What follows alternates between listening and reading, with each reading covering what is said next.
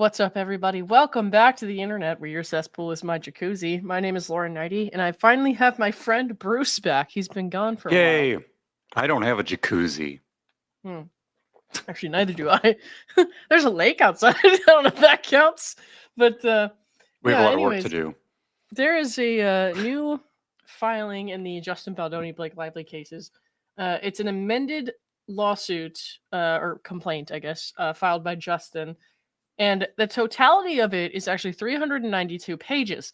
So, as you guys know, we read the entire 179-page initial complaint, and it's been a few weeks now, I think. And that all took in us... one sitting, right? Yeah, it was. That was a big one. Oh my god, I don't even remember what time it was when I went to bed that night. But like, we finished it all in one sitting. It took 6.5 hours, and I just don't have 6.5 hours today to this would do take everything. 14.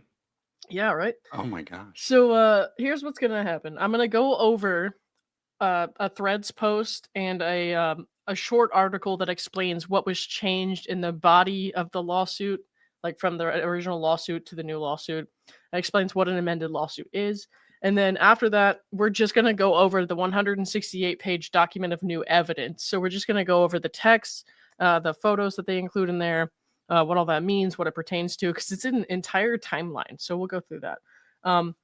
If you're new here and you don't know me and you're watching this on replay, my name is Lauren Neidigh. I'm a psychiatric evaluator out of Florida, not a lawyer, not a judge. So I can't tell you like really specific legal procedure, anything like that.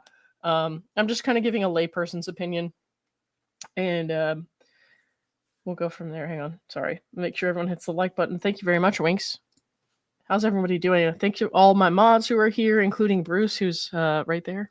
So, all right, let's see. Right. I'll pull up this thread first.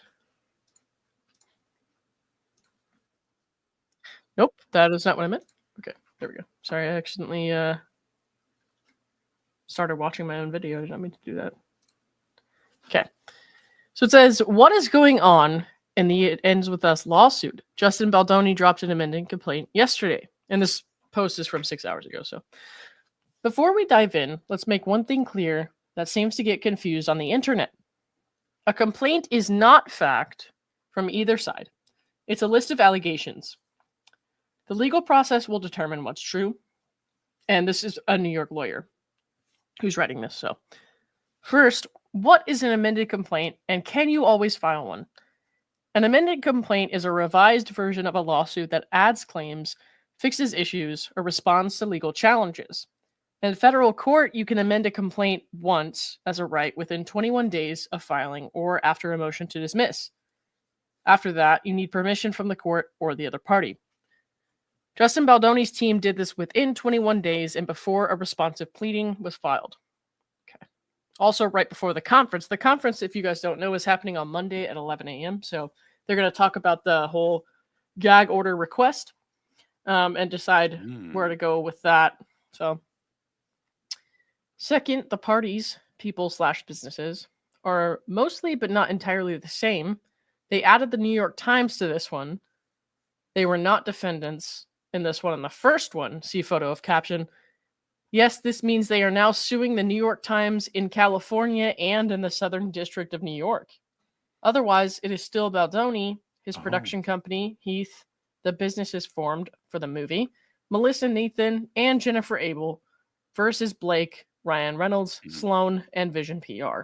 Okay, so the New York Times thing is completely separate and it's still there. Mm-hmm. We're just adding the New York Times to this also. Evidently so, yeah. Wow. Okay. This is wild stuff. Okay, so here's let me move our heads out of the way. And she showed her like screenshots here. This is the, I think this is the first one. So there's the plaintiffs against Blake Lively, Ryan Reynolds, Leslie Sloan, and Vision PR. And then here is the second one where it includes the New York Times down here. So the New York Times has just been added to this lawsuit. Okay, let me zoom in a little bit.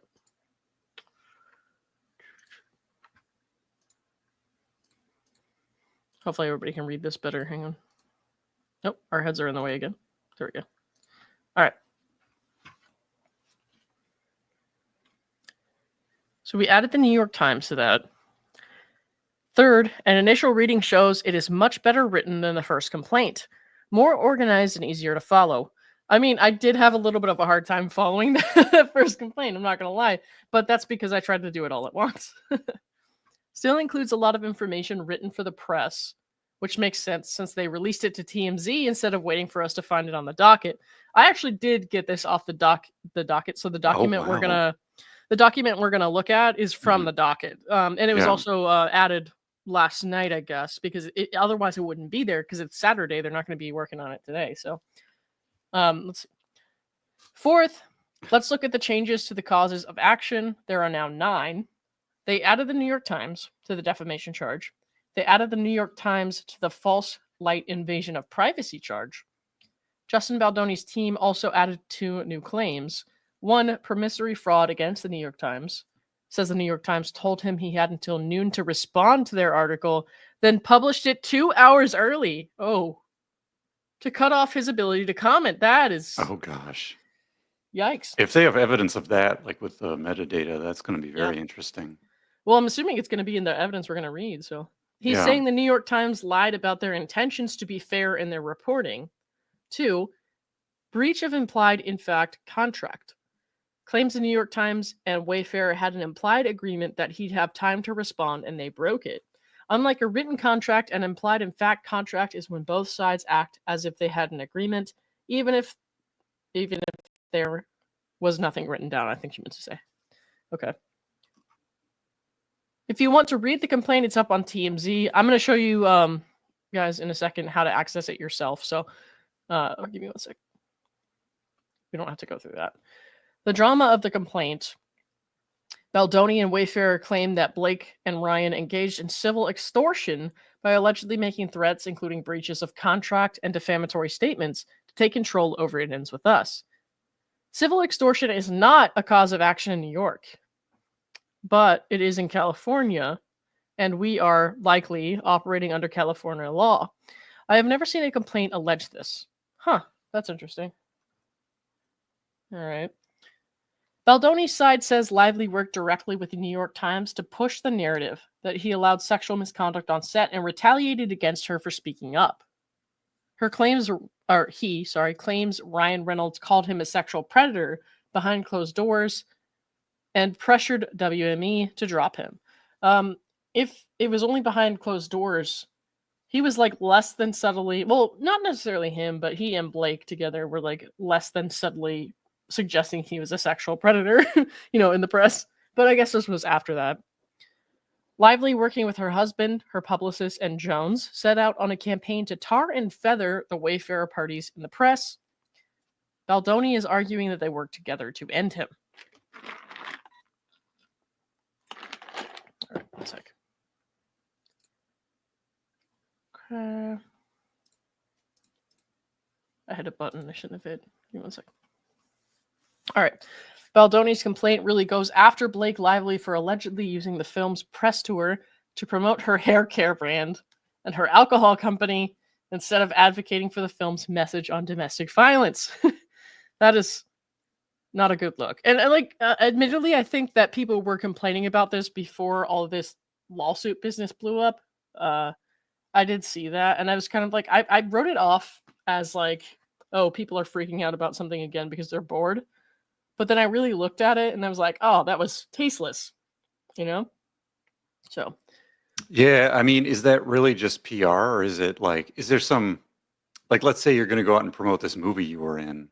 Are you not allowed to, like, I would think maybe there's things in your contract where you can't talk about a hair care brand or an alcohol, unless there's something that says you can. Like, I don't know what the rules are. Yeah, neither do I, man. So I think that's something to think about as it goes forward. Like, are there restrictions on what people can do while they're doing? Like, do you just have a script and you're supposed to read it while you promote this film? And if you go off the script, you've done something wrong that you could be legally liable for, or no? I don't know about legal liability. I just figured they like do kind of lay out points like you can say this, but don't talk about this. I don't know about like legality and contracts and all that as far as public relations goes, but it did seem like her PR strategy was not a good. It did not have a know. good run, I in know. my Well, opinion. like So if I was going to go out there and promote, Dave Neal's one man show or something, and I was like, by the way, buy Moose shampoo. Like, what mhm. is that? Is Yeah, that right. kosher? I don't know. I'm suing you for advertising Moose shampoo on my stream. Right? All right. John Bond says, "Hi, all. I never catch a live. It's 9 p.m. in Ireland. Love Lauren and Bruce discussions." Hi, John. Thank you very much for joining us. Ireland. I was just in Ireland. In September, and I might be back in October, so I'll have to hit you up. Let's see. I'm drinking a stout. You're drinking a Cheers. stout.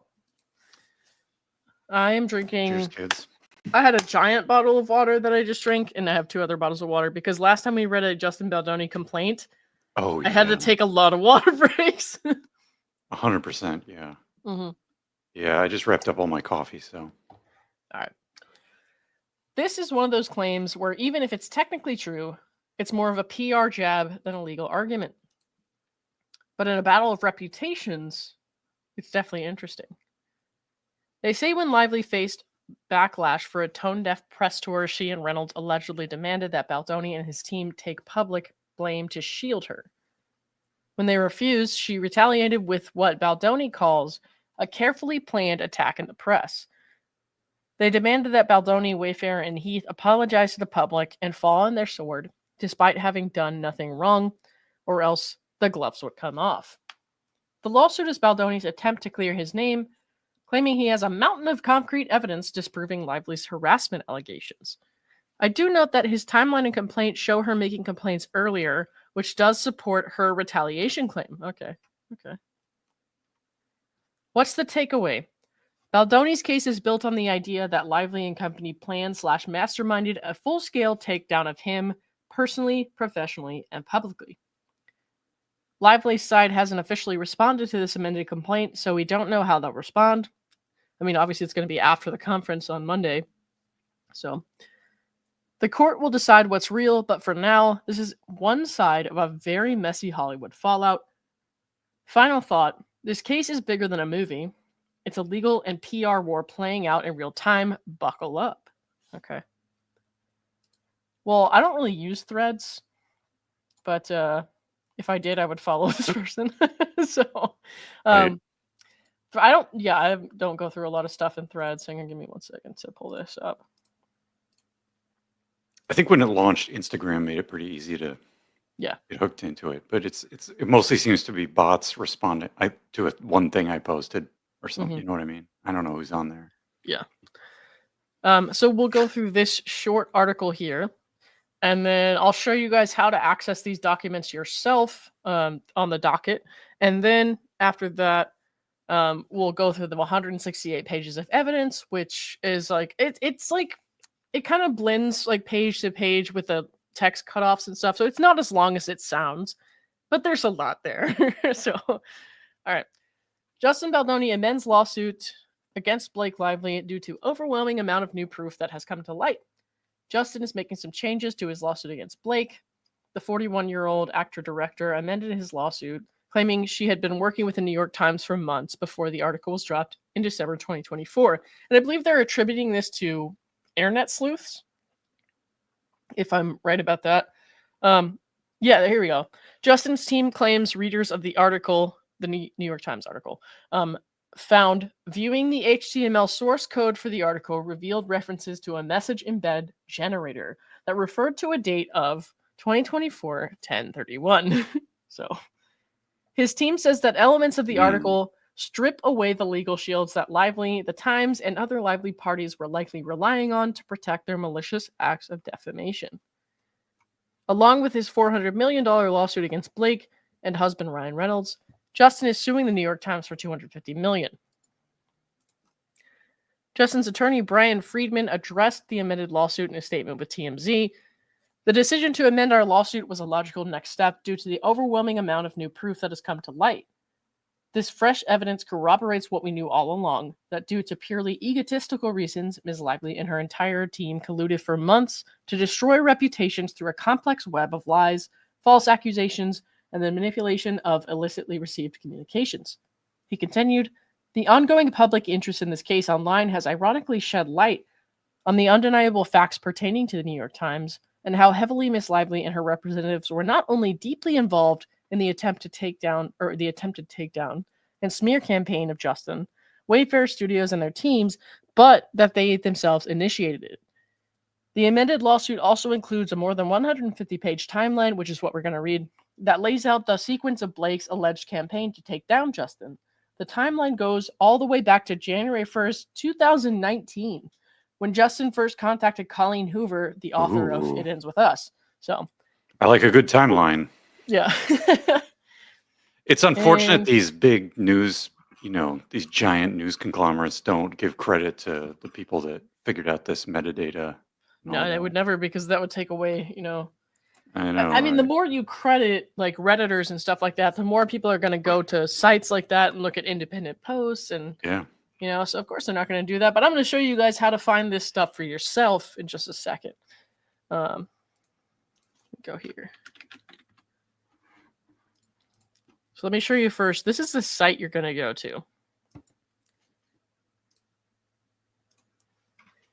If you want to find the documents yourself, read them all and form your own opinions without having to get it off of whatever news source or, TMZ, especially.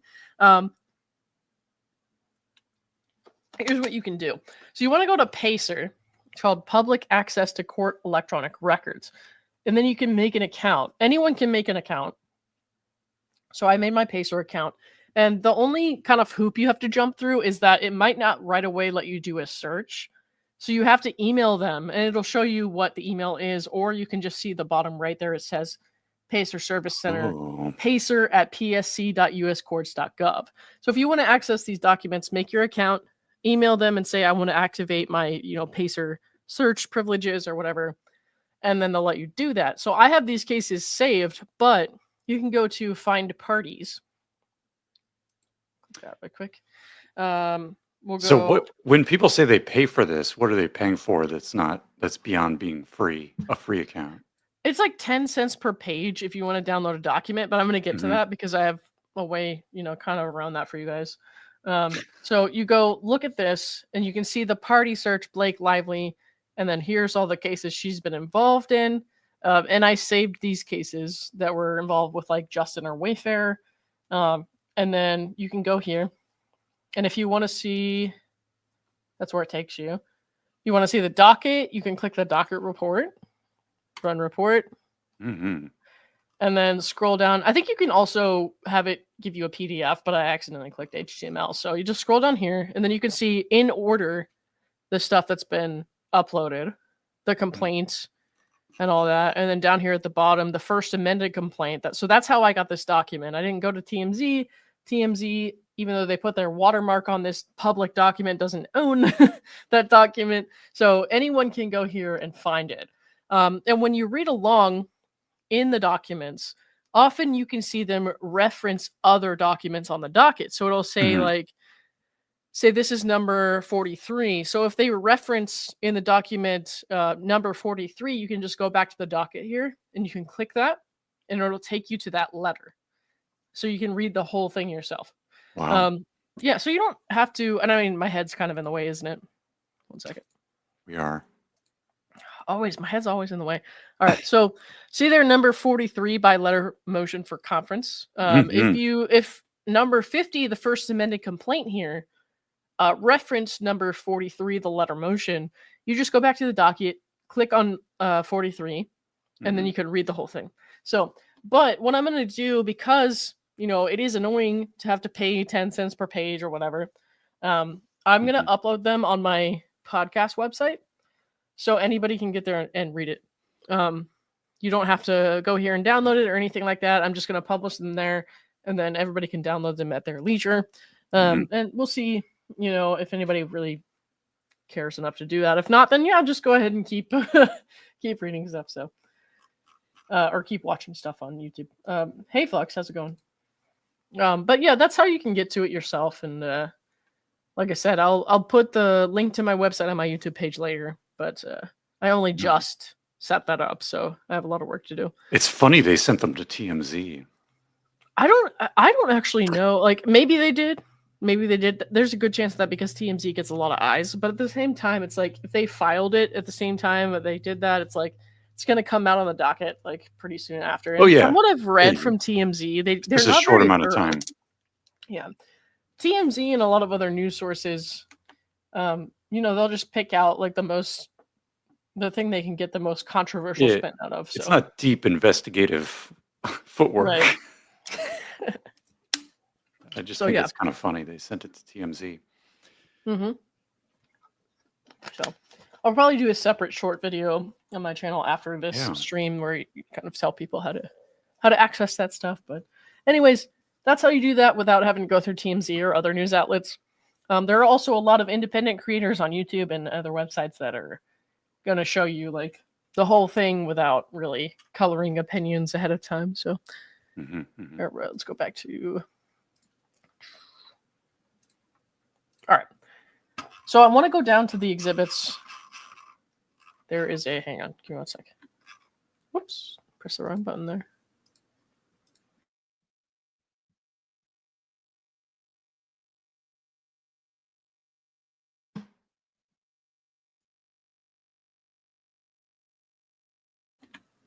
Okay. I wanted to go down towards the bottom without everyone hearing me scrolling for 3 minutes. So...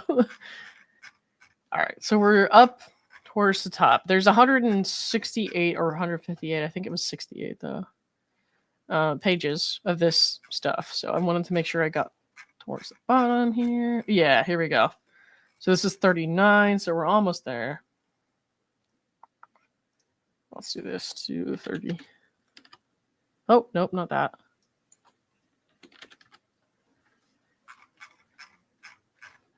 Okay. Here's that.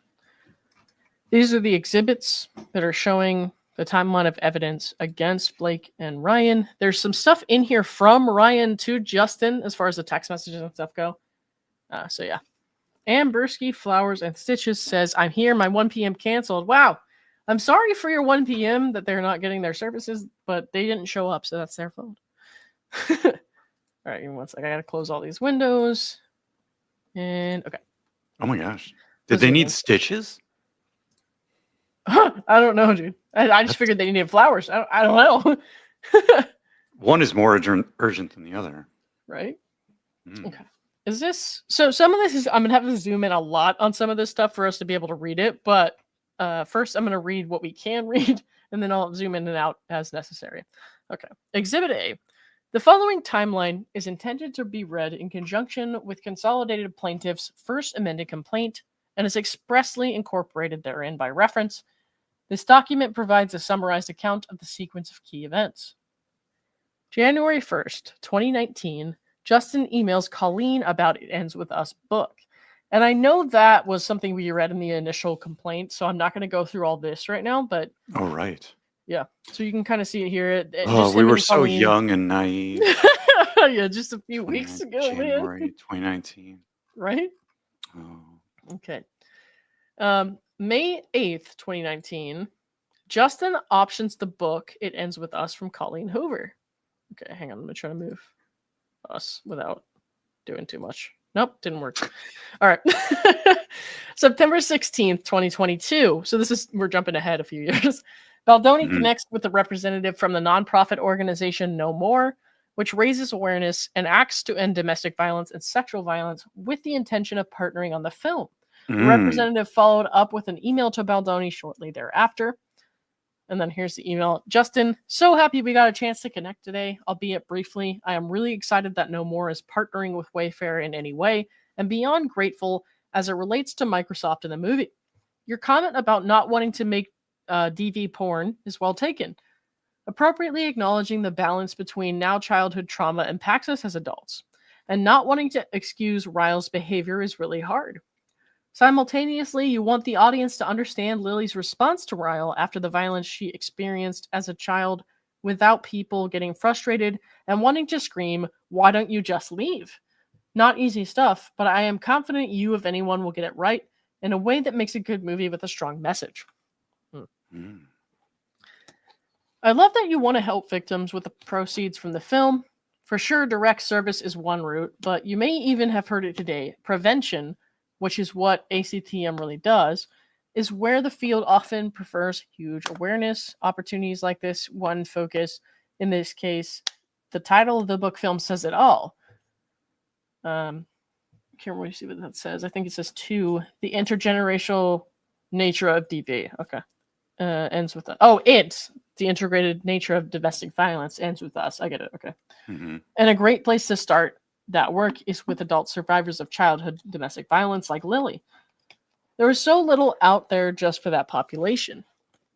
It's a little blurry, so I think I'm. You could probably zoom in one more click. Yeah. I could. think, I don't know. 'cause you have- I don't know if that's going to make it more blurry, but I can try. Oh, yeah, there we go. Okay. We have a little gray space. Yeah. Okay. I love it. No, did we read that one? Yeah, we did. No? Yep. Hang on. When I zoomed in, we're at population, so there's. Okay. All right. Personally, I love the idea of doing some research about this element of DV and A, using it to inform resources and other tools we might develop for adult survivors, and B, using it as part of a potential education campaign accompanying or in the run-up to the movie's release. There are so many ways to go, and so many people I can think of right now who could have been Ryle, who have Ryles in their families, which then leads to more Lilies. Mull it over. Happy to talk through brainstorm. Be well and have a great weekend. P.S. And I am sure you hear this a lot, but your wife is just lovely, beautiful inside and out. I can just feel from like 3 minutes of conversation. Tell me. And that organization, did they actually end up being part of the movie or something like that? They weren't like the organization wasn't like in the movie or anything. They did work with that organization. And there were some allegations that Blake apparently didn't want to talk to them or anything like that. So I can't confirm that by any means, but I can say what was alleged here. I'm not 100%, but I think people like Katie Thurston have done fundraisers for this. Yeah, I feel like I've heard of them before, but I'm not sure. All right. September 23rd, 2022. Wayfair partners with Sony. Their agreement includes, at Wayfair and Baldoni's insistence, a requirement that 1% of the film's proceeds be donated in support of survivors of domestic violence, or domestic abuse, sorry. That 1% was ultimately earmarked for the organization No More. December 31st, Lively agrees to take the lead role of Lily Bloom. Okay, so this was all before she officially came on, I guess. All right. January 13th, 2023, Baldoni and Wayfair developed marketing ideas for the film. They share these campaign ideas with Sony, including an idea for Lily Bloom pop-up shops nationwide, each of which would provide access to resources and safe houses for domestic violence victims. They also sought to partner with the nonprofit No More, which raises awareness and acts to end domestic and sexual violence. Okay. And here we have an email. It looks like Wayfair marketing team sent this to Sony marketing team, and they copied Justin and Jamie Heath, who's also a defendant in Blake's lawsuit and one of the plaintiffs, I think, in the Justin lawsuit. Hi. It was great meeting with everyone to discuss the vision for the 3 pre-production social videos and initial content and campaign concepts. I've attached an overview of the topics covered during our call. We're excited to partner and bring It Ends With Us to current and new fans in creative ways. Thanks and have a lovely weekend. Best, redacted. And then this is showing like the documents there, but we can't actually see that. It's just showing that there was an attachment there. Okay. Oh. Pre-premiere Excel spreadsheet. I guess it's a Word document. It's a Word document? Calm down. Fine. I got excited. Yeah, right. All right. Pre-premiere campaign. Nationwide Lily Bloom pop-up shops. And it says, there's a few bullet points here. Number 1 is fun and sexy floral shop around the country. Justin, and if possible, other cast, to show up impromptu for photos, book signings, maybe even working in the shop. That's actually kind of a cool idea. I mean, I don't know what makes a sexy floral shop, but I mean, the idea itself of the cast like coming around to pop up in the shops is kind of cool. All right. Partner with a domestic abuse organization, No More, and local shelters to facilitate access to resources and safe houses. And then early fan screenings across the country. Cast flies from screening to screening before premiere. The 5 feet apart model. What's a 5 feet apart model? I think that's just a different movie. Okay, yeah. Did you see the movie? No. Oh. But that's what I would say, like, this project had done that, so we're going to model what we do on their project. Does anyone in the chat have they watched the movie? Let us know. All right. January 22nd, Lively introduces Baldoni to her friend, the celebrity trainer, who would later become Baldoni's trainer as well. And then the next day, Baldoni and the trainer start collaborating, with the trainer delivering Baldoni's workout program on February 26th. All right. And then here are text messages to prove that, I guess. Hey, redacted, Justin Baldoni here. Whenever I get messages from people that are like, hey, it's me, it's never Justin Baldoni. Like, what the fuck is going on with my phone? All right. Anyways, it's always like some spam girl. I don't know. Hey. Or just me. Yeah, right? And Worthless. I do have your contact saved, so it does help.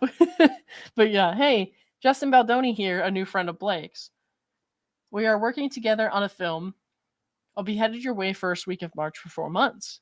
The trainer says, great to meet you, Justin. Happy to discuss. Let's jump on a call at some point. On February 9th, 2023, Lively and Baldoni exchange texts. She jokes with Baldoni that she is 20 pounds from her goal weight. Baldoni responds by disliking the message. Okay. Lively thanks Baldoni for his friendship and support. Wait, what? Is that in here? Do we see what is it? Thumbs down or something? Hang on. Okay. Exchange text. She jokes that she is 20 pounds from her goal weight. Only 20 to go there. And then I guess you can't really, disliked. There it is. So like the disliked means the thumb down. Only 20 to go. So he disliked that she had 20 pounds to go, there I guess. Okay. February 14th, 2023, Baldoni begins writing and sending script revisions to Lively, all the while also building rapport with his co-star and lead actress. Lively responds, you're safe here, indicating he need not worry about his choice of words and could speak freely. Okay. Here's the text. It says, Justin says, perfect. Aw, thanks. It's left over from the book tour from months ago, but nice to see people still care about it. She claps. Been deep into writing, really fun with you in mind. Fun, not the right word. Exciting. There we go. Okay. Blake says, you're safe here. Well, that didn't work out. And then Justin says, Lively shares her concerns with Baldoni about having her body ready for the forthcoming sex scenes their characters would shoot, asking, what's the chance we can do body scenes at the end of the schedule? Baldoni tries to reassure Lively that she doesn't need to stress about her body and emphasizes his determination to work collaboratively with her to ensure her comfort. All right, I'm going to zoom in a little more, guys. Mm-hmm. Blake says, thank you for your voice memo. It is deeply appreciated. You are everything you promised to be as a collaborator. Thank you. I know my job here, and this piece is in big part my job here. We both understand the assignment as actors in the roles, but also as producers, and also as marketers. We understand artistically, yes, but we get what we need to do in all aspects for this movie commercially. As woke as we both are and work to be, this movie requires a certain aesthetic. It's part of the job that we both excitedly signed up for. I don't shy away from it because it's not problematic, it's the assignment. Like when someone is about to start an athletic event, it's their job to be in top shape. My husband and I both look at certain roles as athletic events, and this is one of them. So it sounds like she was very hard on herself about her body image, and she's kind of blamed him in a way because I think she alleged that he said some weird stuff about her body, but it's pretty clear to me that from this exchange, not that nothing else happened that I haven't seen, because we all know that's a possibility, but from this exchange, it seems like she was the one who was harsh about her body. But now remind me, is this text the response to that voice note that was released earlier in the week? I think it seems like it's probably a different one, but it might be. Anyone in the chat, can you tell us? Because this was 2023, February 18th. So I don't think these two are related. But if they are, someone in the chat, please let us know. I'm not Candace Owens, as people in the comments have so kindly pointed out. I don't have a team of researchers. So. I think that was a different wall of text. Yeah, seems okay. Like it. Right. You know what I get out of this is sort of like, if I have a job, I want the roles and responsibilities to be very clear, and I don't need to spend a whole bunch of time talking about how you sort of have to be a jack of all trades or have to do everything. Mhm. To me, it just indicates that people's roles and responsibilities for these jobs aren't as clear as they need to be to prevent conflict. Yeah. Sunshine says she's obviously very preoccupied and very insecure about her body. I tend to agree based on Mm. this exchange, but like, you know. Somebody says boo Candace Owens. Look, I'm not actually ripping on Candace Owens or anything. I was just making fun of people in the comments who say like, somebody said, I'm so glad I watched Candace Owens after viewing your video because she actually does research and shit like that. I'm like, Candace Owens doesn't have 3 other jobs. So like, what do you want me to do? Like, I'm just giving my opinion and doing the best I can here, guys. All Yeah. right. I mean, what if I like go bake a pie while half reading these documents? Like, Yeah. people can watch it if that's what they like, or they can watch something else. I mean, Yeah. Well, they could also but if I want to make yeah. pie, I'm going to make some pie. I don't know. You're not like who's a chef, a baker What? that's very good. I don't know. If you're making Paul pie, Hollywood. I could be like, you're not You're no the Gordon third best. Ramsay. But does Gordon Ramsay even make No, no, pie? no. I don't think so. Paul Hollywood. That's Okay. Great British Baking. I don't even know who that is. See. So He's renowned for his bread. Life's simple pleasures. well, now I need to go look that up, but we'll do that later. All right. Anyways, where did we get to? We read it's not always a part of the job, but on this one, it is, and that's great. Did we read that? Yeah. I think we did. As much as I'd love to not think about it, that would be irresponsible and also impossible because it's unrealistic to not acknowledge what I need to do. This is my job here, and I meet my responsibilities with extreme work ethic. I look for solutions to achieve my high goals instead of lowering my goals. We all win when we're each firing at our highest capabilities, and you and I both are, and will continue to. I just need as much time as possible because I just had my 4th baby. I understand that you'll never personally know all the nuances of the challenges unless you live this physical moment in time I'm in with this physical road ahead. So having your understanding and support to help me pull this off is critical and very, very appreciated. Not just in my experience now, but also healing from experiences past. So thank you. We are going to kill it and be so fit, they have to Lola us to look less banging. And I think I have seen this particular. What does that mean? I'm not sure. Lola? Somebody explained this to me, and I cannot recall because we went through so many pages at once. But okay. She says Is that over like here. the thing in what's the movie where the supermodel gets sort of real dirty I'm not positive. because she's like playing a serial killer or something, or I don't remember. Shit, I don't know. Maybe that it's a reference like that, I think. Well, let me know if anyone in the comments can explain it to us better. All right. She says, kicking ass, but it's still a ton of work with not a ton of time. What's the chance we can do body scenes at the end of the schedule? I think we read that up here, so it's just back to that. Comes down to locations, other cast availability, etc. So to be honest, I have no clue. Okay, so these are his texts. Okay. I want you to know you will look amazing. Anything you're insecure about, we will talk through and get creative together and make you comfortable. I just don't want you to stress about your body. It's the last thing you need.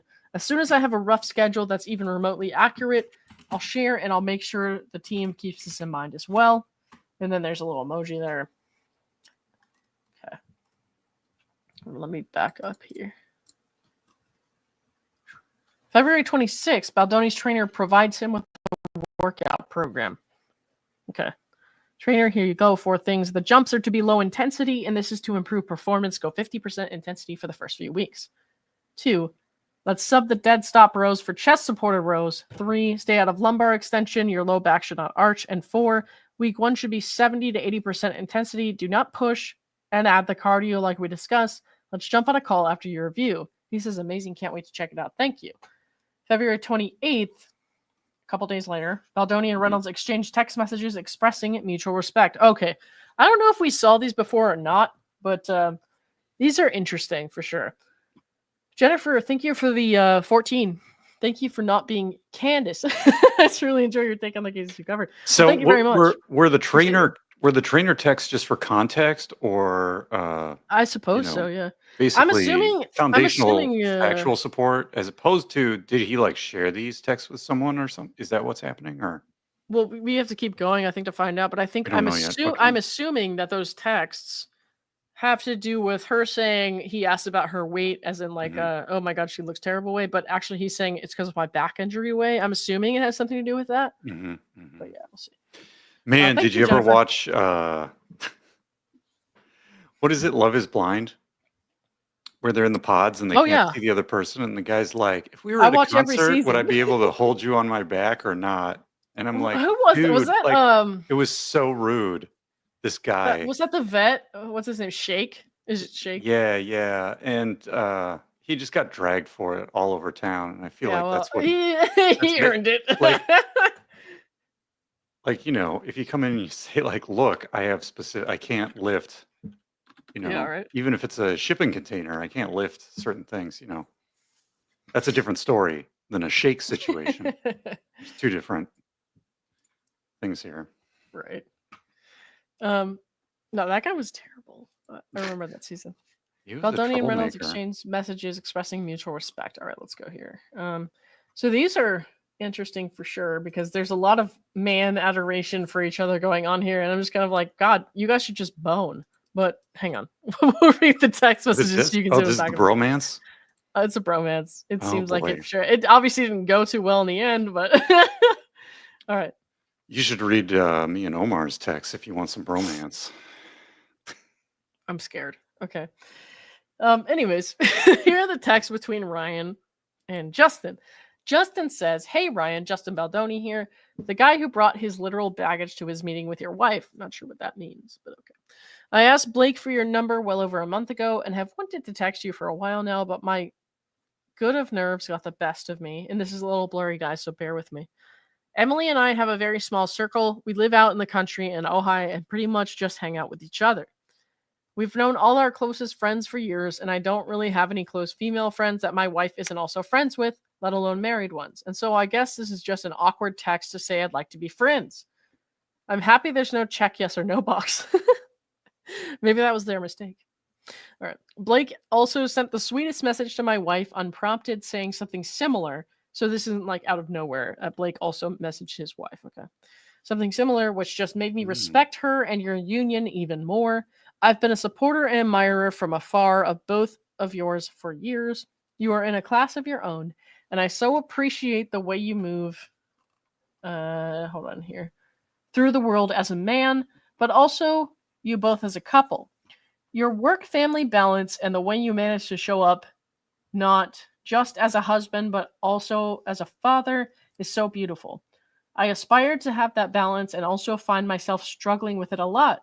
Your support of her doing the movie meant the world to me, and when Blake told me that one of the reasons she and you leaned in was because of the love I have for my wife, it was by far the most meaningful reason I've ever had someone want to work with me. I hope my late, I think it says late night, I'm not sure though. My late night texts with her haven't been too annoying. There we go. And I am really looking forward to all of us spending time together. My family is coming for half the time, which is going to be hard for me as we haven't spent more than a week apart in 11 years. But we will make it work, and I know my kids are excited to make some new friends in yours. I'm going to do everything I can to get Blake out at least a few days earlier than before. The scheduling is still being, over here it says, worked on. And I know how important it is for you to be together. Okay. And it's really hard to read this one, guys. The one on the right is really blurry. Yeah, it's really blurred out for me. For you all to be together, and something. Know that. Okay. Wow. Holy shit, man. Yeah. It does kind of look like that. Well, maybe. I can't blank. Promise. I can't promise, but I'll do whatever I can. Okay, there we go. And finally, congrats on your gorgeous son. That kid sure won the lottery up there to get to choose you both as parents. Okay, that's the end of my vulnerability vomit. All that to say, looking forward to seeing you all, and maybe we can get a workout or two in while I prep. I'm excited to work with blank. Redacted. Mm-hmm. Much love. P.S. Let me know if the offer to move in still stands. Wow, that is hard to read. Yeah. It is. But you know what blows my mind? So I worked at a tech company for over 25 years. And, if I were to like text Yeah. my peer coworker's spouse a whole bunch of stuff like this, I'd be fired because they're not an employee. They don't have an employee badge. Right. They're not part of the organizational chart. Like, to me, this whole situation blows my mind because it's not run like an actual business. It's more like just random people sitting around doing stuff. And whenever I see stories like this where it's like, oh, well, Ryan Reynolds just came to a meeting. Like, he shouldn't even have a badge to get through the door for a meeting. Do you know what I mean? Like, it doesn't make any sense. It's like when these feds like use their personal phones for business or take documents home or whatever. Like, I would have been fired on the spot doing any of that kind of stuff or any of this kind of stuff from the employer I worked for, which was not even the government. It wasn't even, the highest security thing that company did. But still, we have standards and roles and responsibilities, security, safety, and other protocols that this would never happen. This would never happen. So it blows my mind that we have a industry here where this can happen. Yeah, that's crazy. Happy birthday to our friend Celeste Sim. She's a friend of the channel, has been around for a while. Yeah, happy birthday. Hope it's a great day, Celeste. I hope it's as good as Bruce's was. Apparently, Bruce had his third best birthday ever. That's right. Yeah. And he's only 3, so that's not saying much. I'm only what? All right. 3. I'm still trying to figure out if I'm old enough to buy cigarettes or not. I don't know. Apparently, you're just or at Playboy that magazine. Maybe I'll buy one of those. Right. I don't know. Let's see. All right. Let's see. We have here for the articles. Yeah. Okay, here's Ryan's response. And so I'm over here leaning my head towards the screen, like maybe I can see it better. So I put on my blue light glasses, but let's see. Hey, Justin, sorry for the delay. I've been in a writing cave and the girls are sick again. I'm told they have an immune system, but it's in beta testing. That's actually funny. What a loving and generous message. Thank you. We're both looking forward to getting to know you and your family better. We're also big fans over here since before we met and more so after. You've been a wonderful collaborator with B, and that means a great deal to both of us. And if you've seen Gossip Girl, him saying B makes me think of Blair. So, because Serena Blake Lively's character was always saying B. All right. Oh. Yeah. Anyways, to both of us, being a stand. Have you not seen Gossip Girl, Bruce? No. Fix it. All right. Might be too old. No, you're good. Being a stand-up person is everything, and you've been just that since day one. Thank you. You've hit the jackpot with B. She literally passes on every film and every filmmaker all the time. But one thing I know, and I speak from a deep wellspring of experience here, having her in your court behind the scenes as a creative is invaluable. I'm certain Redacted would say the same. Some of the greatest creative decisions I've made are in fact Blake. The same goes for Redacted. The acting is a small piece of a pretty astounding patchwork quilt of creativity. More than anything, I rely on her taste. Far beyond movies, I think he means rely. I rely on her taste for all aspects of my businesses. That multidimensional creative output is something I can see in both of you. I'm excited for you to work together. I'm excited for Blake to crack open her creative piggy bank with someone as dynamic as you. This is going to be incredible. And thank you for understanding what it means to me personally to have my family reunited as soon as possible. Nothing means more to her either, I can promise you. We're hardwired for keeping our family together. It's how to win us and also how to kill us when we can't. We never split up, ever. It was a huge thing for us on this film. I tried to push our start date, but Marvel booked studios last July, and Redacted filming was locked. What does that say? I've been frantically, is that what it says? Yes. Okay. I've been frantically, and then smashing out. Frantically smashing out. Okay, over here it's more clear, but down there it's like very blurry. Yeah. I've been frantically smashing out my third pass of the script to address structural changes, but mostly to get our budget down and shorten the shoot, so I can fly back with the girls when school starts. We see and appreciate that you already moved significantly to make it work with her schedule because of the film she'd already committed to, which thankfully she was able to gracefully punt. She tried before, but she didn't share how hard. All this to say, I'd have your line. Does it say line producer's face? Okay. Mm-hmm. I'd have your line producer's face tattooed to my perineum. Oh, God. I'm not going to explain that one to anyone who didn't understand that. Please don't look it up. It's like being in Flad. It's right. Ryan Reynolds After Dark. Yeah. Yeah, right. My producer's face, I'd have your line producer's face tattooed to my perineum if he, she, they can figure out how to start 2 weeks earlier. Completely understand how big of an ask that is, but the perineum is one of the most nervy.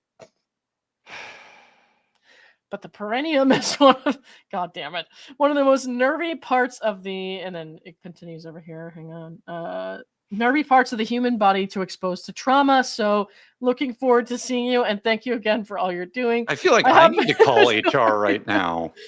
I need Moose HR on the phone right now. Looking forward to seeing you, and thank you again for all you're doing. I happen to adore you, Justin. XO. And then Justin replies, "This is the sweetest." And then obviously there's some more messages, but they cut that off and it moves into another subject down here, so we don't see the rest of it. Anyways, that's interesting. I hope you guys can start 2 weeks earlier. But I would tattoo your producer's face on my balls, or not balls, but perineum. Close enough. Right. And then I understand how big the ask is, but the perineum is one of the most nervy parts. Oh, God, I can't. So it's like I'll tattoo my perineum. That's oof. That was a lot. Where? Oh boy. There's a lot of. I mean, I can't speak to how that made Justin feel, but I would be a little uncomfortable. Like, holy crap. Let's see. Yeah. March 29th, 2023. Lively shares with Baldoni that she has strep throat, and Baldoni offers to send her some amazing gut health protocols that help after antibiotics. Lively responds, "Please." As a result, Baldoni reaches out to his board-certified integrative holistic health coach and connects them. Lively shares they connected, saying she is incredible. Lively later claimed in her CRD complaint that this health coach was actually a weight loss specialist and that this was all a ruse for Baldoni to suddenly fat shame her. Well, that's... Okay, let's see how that actually played out.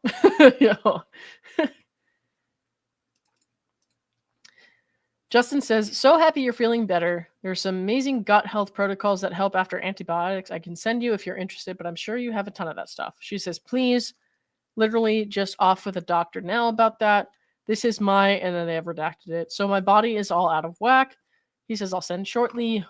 Would you want to do 7 or 8? I can book you 30 minutes or an hour. My gift either way." Booked for 7:30. If that works with your permission, I'll give her your number and she'll call you then. She's saying, pass along her number. I want to be sure she's not waiting for me. She wasn't in my contacts. It didn't ring, but we connected. She's incredible. Okay.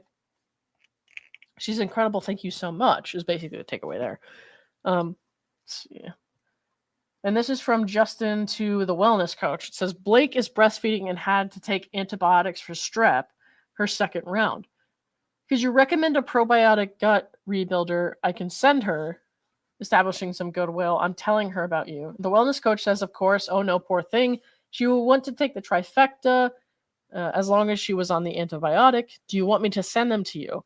This is super important as well as it will mess with the baby's microbiome too. Uh-oh. We used to use a baby probiotic that was powder form that you would mix with a tiny bit of expressed breast milk, make a paste with it, and put it directly on the breast so that when the baby would breastfeed, they would take in that probiotic too. And I can send instructions for that also." So whether or not you believe that the wellness coach's approach to this is good or not, whether or not you believe in what they're saying, it's pretty clear from that message there that this was not about Blake's weight. Mm-hmm. It does seem like it was about the baby and breastfeeding and stuff like that. So that's just my opinion from these messages. Of course, I'm always open to the fact there may be other stuff out there that I just haven't seen. So All right. April 1st, 2023, Blake shows up for in-person chemistry reads with potential co-stars to play her love interest, Atlas, sorry. At the end of the day, Lively sends a message to Baldoni stating, "That was fun yesterday. What a great assembly of people." She says, "Ha ha ha. Blank for the win. I can't wait to meet her. She's sparkly.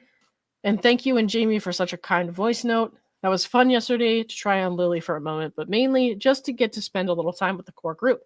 What a great assembly of people. I see why you adore Jamie. He's got the goods in all the ways. And Redacted is the producer I always wanted but have never met. And Redacted was so sweet and welcoming. It was lovely. Each of those men were so kind and giving their best. I was rooting for each of them, and it was nice to feel what a safe, open, soulful, and encouraging room you create for your actors. Excited to do it all for real soon." Okay. This is just so 180 degrees from anything you would read at Right. an engineering firm. Really? Just so. You guys don't talk. No. I mean, like if I was at lunch with my friends at work and somebody was like, "Oh man, I just took antibiotics," Right. I'd probably be like, "Oh man, that sounds rough." Yeah. "Oh man, I had to eat some yogurt."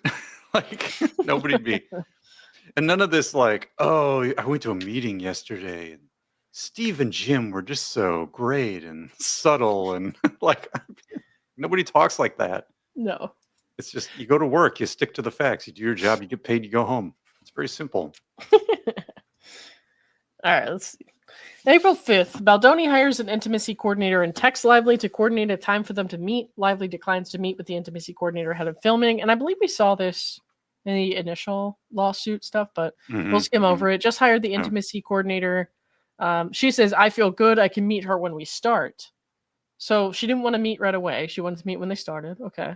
And this screenshot shows Blake saying, "We can meet her when we start." And then Justin says, "FYI." And then the producer says, "That's fine. If she doesn't want to meet her now, you'll just have to walk her through what you and Redacted are thinking." April 7th to 8th, Baldoni shares the updated script. Lively excitedly texts Baldoni her thoughts on the pivotal rooftop meet cute scene, acknowledging its significance in the story. She asks if she can take a pass at the dialogue, hoping to infuse more of her voice into the character and make it more flirty and yummy. Okay. Baldoni welcomes her input, eager to see her take on the moment and make the character hers.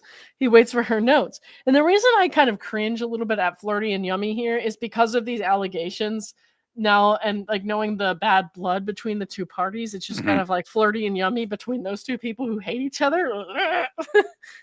So all right, let's see. Flirty and yummy. No one talks to me like that, thank God. All right. Justin says, "New script coming to you shortly. We worked on a lot of the Lily and Ryle stuff to make it more playful and sparkly." Thank you for giving me my favorite new word.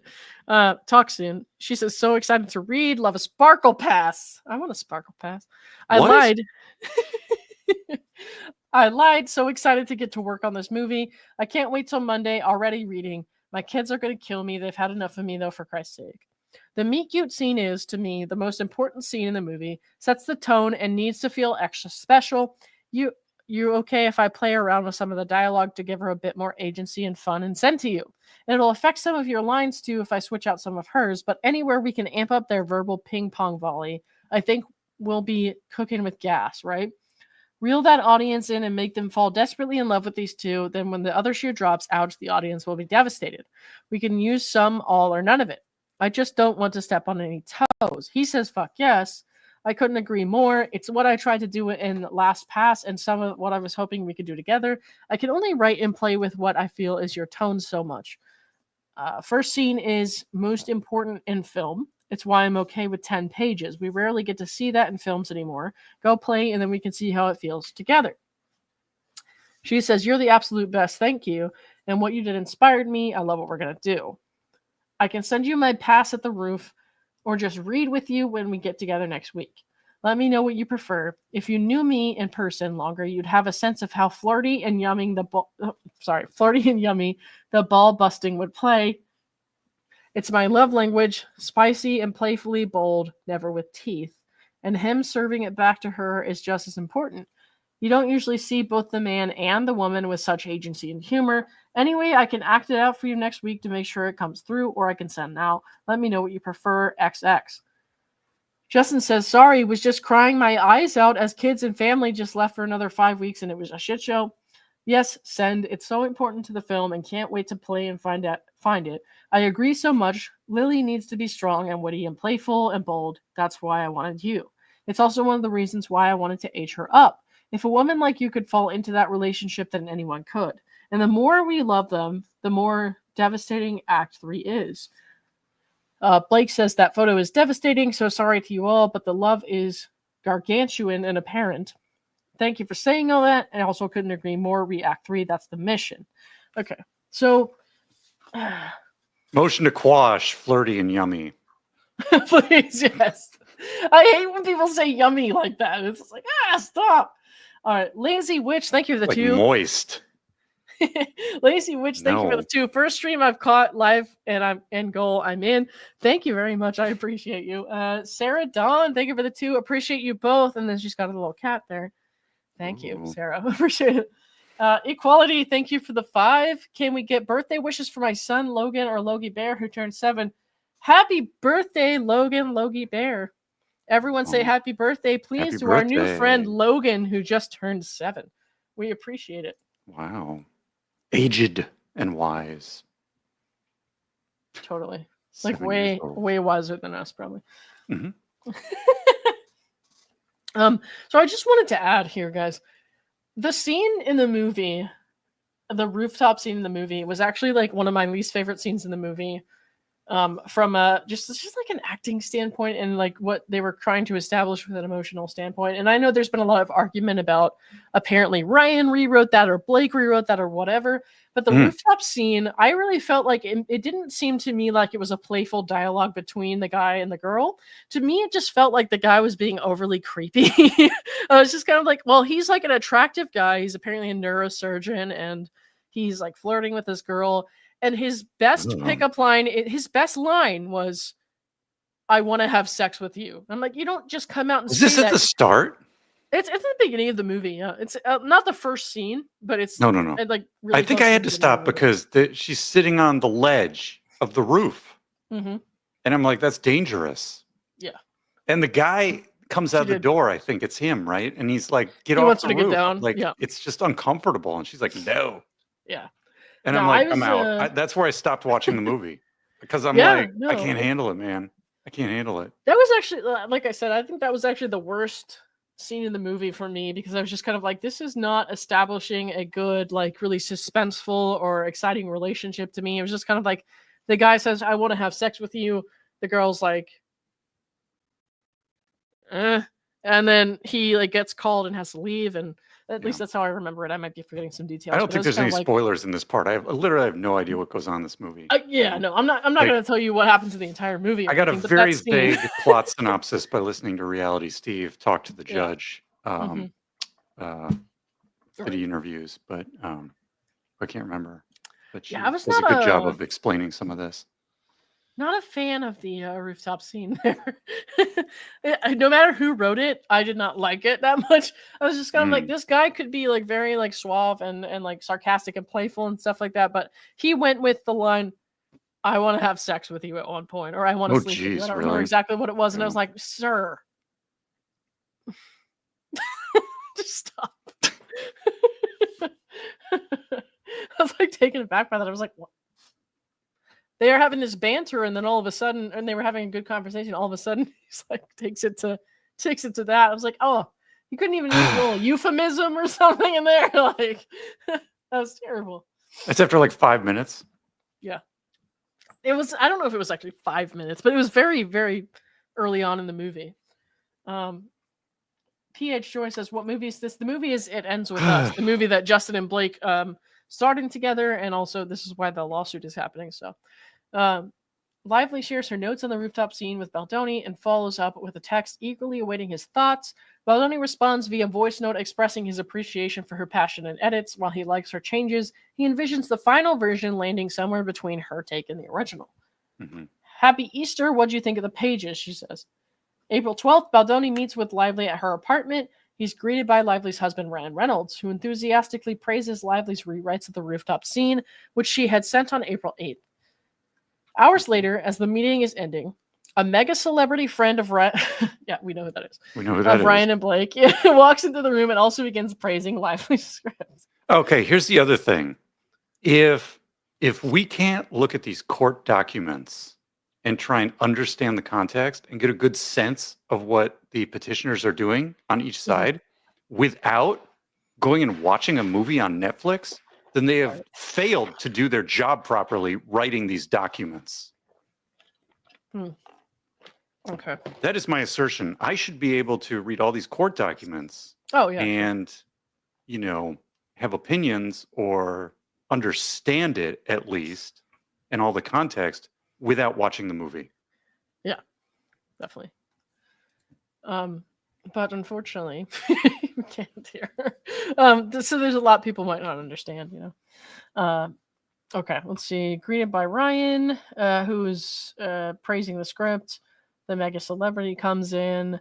Lively shares she's sick again. Baldoni asks if she would like to speak to the health coach, whom he previously connected with her on March 29th. He offers to take it one step further by connecting her with his medical intuitive. Lively later claimed that the health coach was not what Mr. Baldoni had represented and alleged she was a weight loss specialist. She further claimed in her CRD complaint that this was yet another attempt by Mr. Baldoni to shame her for her body and weight. Okay. Blake says, so sorry, been at doctors all morning. Justin says, do you want to talk to Redacted, which is the health coach? She says, you think she could help with this? Would love to. It's perplexing all my doctors. I was hoping it was COVID this time. Well, that's an interesting hope, but okay. He says, this is what Redacted is for. I also have someone one step further. She's a medical intuitive. She is normally booked up for months and months, but she's a dear friend of mine and can see what's going on in your body by just talking to you. Doctors call her when they can't figure out patients, talks to world leaders, etc. She's incredible. Might be too woo-woo. Too woo-woo for you, but she is the most grounded person and a saint. Can't promise I can get her today, but happy to try. Blake says never too woo-woo for me, and I need to never say woo-woo again. Bruce. I was muted. A woo-woo? A woo-woo? Here's my problem. These people are incredibly wealthy, and they don't have a primary care physician to deal with a sinus infection. I guess not. Apparently not. I mean, what do? Do they get pregnant with twins and just call mom doc once or twice? I guess. Unbelievable. Well, Lauren and Bruce. Why do they need all these? Why do you need referrals from someone you're working on with a movie? Why do you not have a primary care physician if you need a referral? This doesn't make any sense. No, it doesn't make sense to me either. Some people are just like really into alternative medicine though, and that's I can't knock anyone else's views. I personally believe a lot in Western medicine and doctors who have gone to medical school and all that, and practicing physicians and surgeons and all that. Like, that's my bag as far as health stuff goes. But for some people, they're like, they don't really trust that, and they think that there should be different kinds of stuff going on. And so I try to keep an open mind to that. But personally, I think that this is not the best way to go if you have a sickness that's recurring. But, that's not what happened here, apparently. So, well, I mean, regardless of who your primary care physician is or how you manage that, why are you needing referrals or to talk about referrals or take referrals from people you're working with on one movie? Yeah.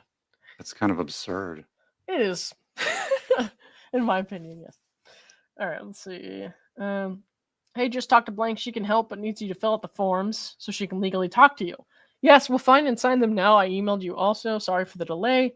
I'm going to figure this out before we shoot. I looked into getting my tonsils out if it helped ensure this doesn't happen again. So now we're cool with surgeons. Okay. And doctors. Loved. Yes, he loved that. Loved that. Oh, I have no doubt. I'm just sorry you're not feeling good. Waiting to hear back from my friend, but let me know if I can be helpful with Blank. She's just waiting on those forms. She says I filled them out. We're in touch. Okay. Cool. I don't see anything there about weight loss. So that's something to note. April 13th, Baldoni asked Lively to send him the FDX file of the rooftop scene she worked on. Lively emails him the file. Baldoni and Ooh. Lively text about script changes and enhancing dialogue for the role of Lily Bloom's mother, Jenny Bloom. Baldoni conveys he's happy for Lively to share her notes, but ultimately wants to run any changes by the scriptwriter out of respect. Lively agrees. In the wake of the meeting 2 days earlier, in the presence of Reynolds and their mega celebrity friend, who Lively describes as her dragons, we all know what happened there. In a lengthy text to follow, Baldoni feels obliged to text Lively, saying that he liked her pages and hadn't needed Reynolds and her mega celebrity friend to pressure him. Just say Taylor at this point. Baldoni acknowledges Lively's text about her dragons and apologizes for not responding right away. However, he promises to send her a more thoughtful voice note later that evening when he gets home from his plans, which he did because we recently heard that voice note. All right. Blake says, I took a look at Jenny scenes. It's always different when you read with yourself in mind as the character. I see why a higher caliber of talent isn't working out. It doesn't feel like Jenny has a point of view. If she's going to care so much, but what's on the surface or appearances, we have to at minimum see what's underneath. We need to see where that comes from. I mean, I kind of get that, but I kind of also think it's not really necessary. The mother was a very inconsequential character, in my opinion, except for the background where the mother is being abused in front of Lily.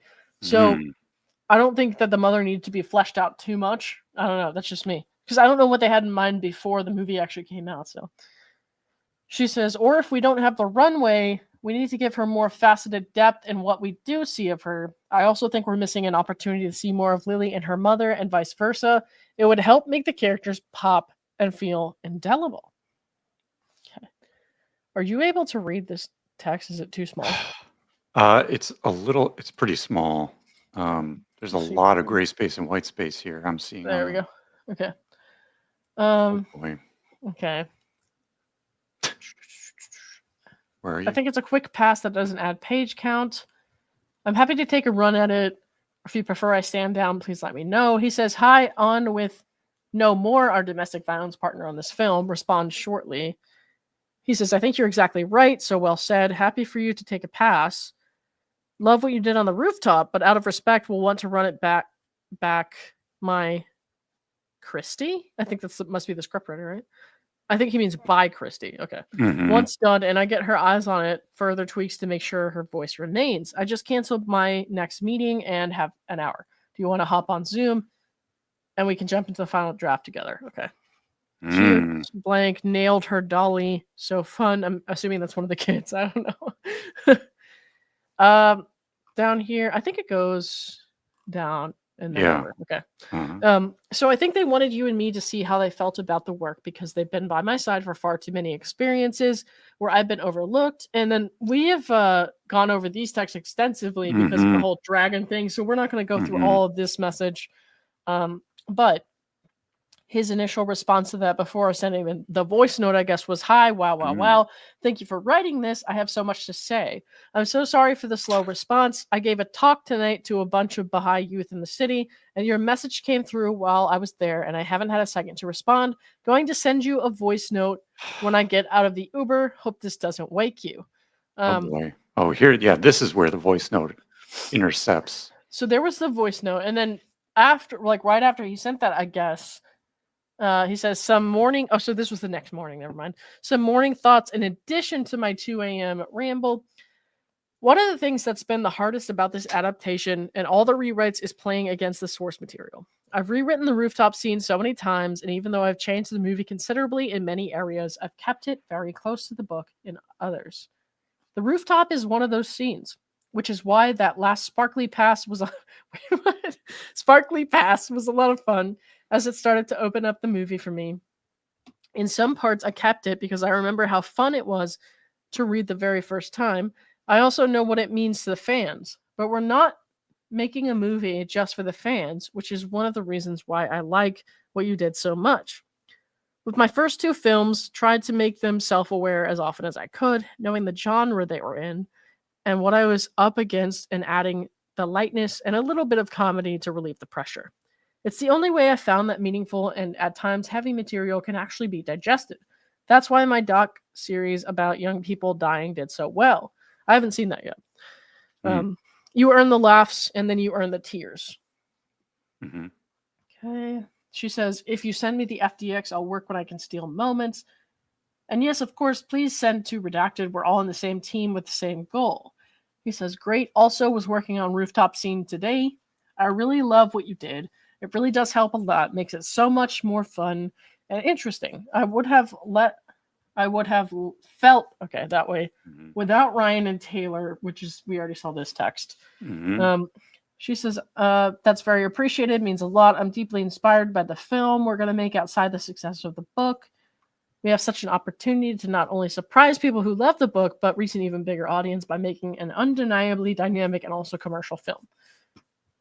The moment that excited me most, the other day, was when you said you're not funny. You are going to kill that rooftop scene. Oh, boy. I'm just reading it as it's written, guys. You know it, I'm sure, even though it was said in playful self-deprecation that we all participated in, it made me think of the process as a whole. And I know we've read this before because I remember that line and thinking like that's totally my brand of humor. So let's move down here. Hang on. Okay, and this was actually the back end of this text message. Oh, yeah, then you were in the tears. Right. What you helped do here is push it even more in that direction, which I was missing in parts. The way you kept the structure of the scene while still keeping it the important romantic beats was really impressive and actually adds to the sexiness and tension. VS takes away from it. VS? Versus taking away. Oh, versus. Adds versus taking away. Gotcha. Okay. I do think us running it together is going to teach us a lot. If we had shot the early drafts, it could have been like eating too much rich chocolate cake. I mean, I'm in. But I like the messiness, and I like her having real agency and being a willing participant versus him just happening to hear happening to hear and calling out the things about him the audience is already thinking. They are smarter than the studios ever wanted to give them credit for. Anyways, I just wanted to share that. If you're feeling better, I'm around this weekend to chat in real time. We'll send you FDX final later as well. She says, thanks so much. The messages are very appreciated. Looking forward to catching up in person. I, too, promise I'll freak you out, spook you, upset you, and be an actual beast. Why? What? But Why I will also... do that? I don't know, dude. But this is the problem. This is also unprofessional. Like this doesn't read like a job, like text from a job. Definitely. Which is a big problem. Which means whoever's running the show here has failed from a management perspective. It certainly seems that way, yeah. Yeah. Baldoni followed up with a voice note, as promised, responding to her text about her dragons, and we all listened to that note extensively, so I won't go over that again.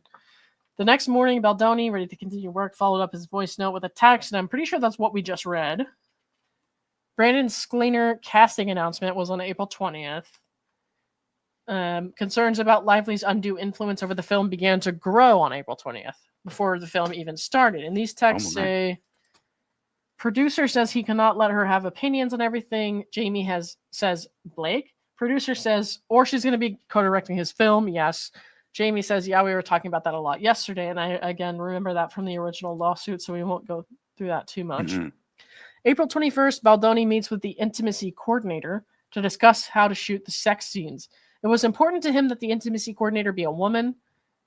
Okay. That would, target the female audience. Be written from the female gaze. I remember this as well from the original lawsuit. And then here we have some notes where they basically scripted out the intimacy scenes. So you can see, like right here where it says orgasm, the cut test, stuff like that. If I zoom in a little more, maybe you can see it better. Push and pull, foreplay, all that kind of stuff. So you can see this was scripted ahead of time, basically. I have a favor to ask you, Bruce. I have to pee. Can you read the rest of this page? I'll be right back as best as I can. I'm sorry. I'll be right back. We're on April 22nd, 2023. Correct. Okay. Very good. All right, guys. What's going on out there in the audience?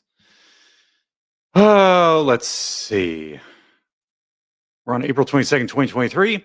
In preparation for a lift sequence in which Baldoni's character, Ryle, would lift Lively's character, Lily, Baldoni reached out to his personal trainer, a close friend of Lively's, to ask what Lively weighed so that he could train his back muscles for the scene.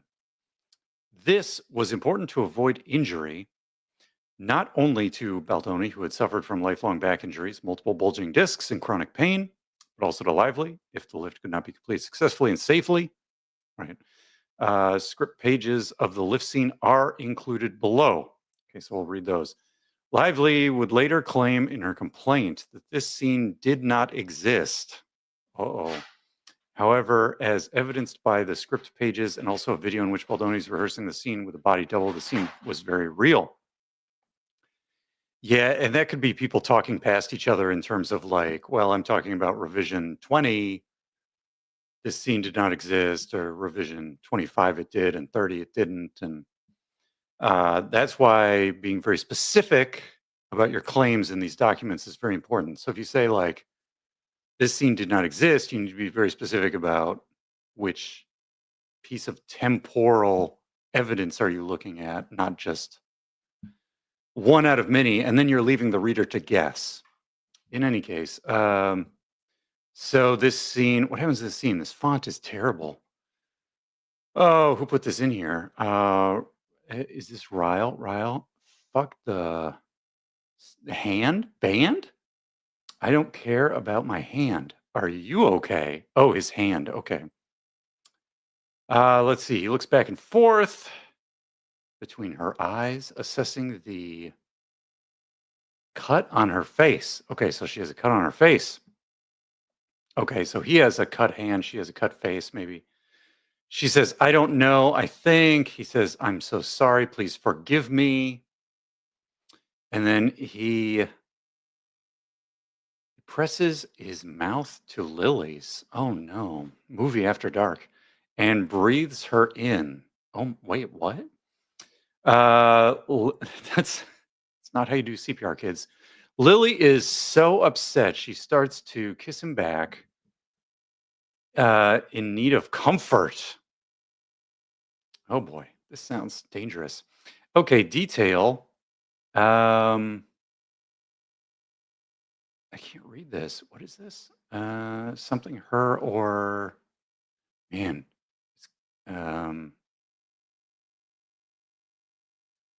Ryle.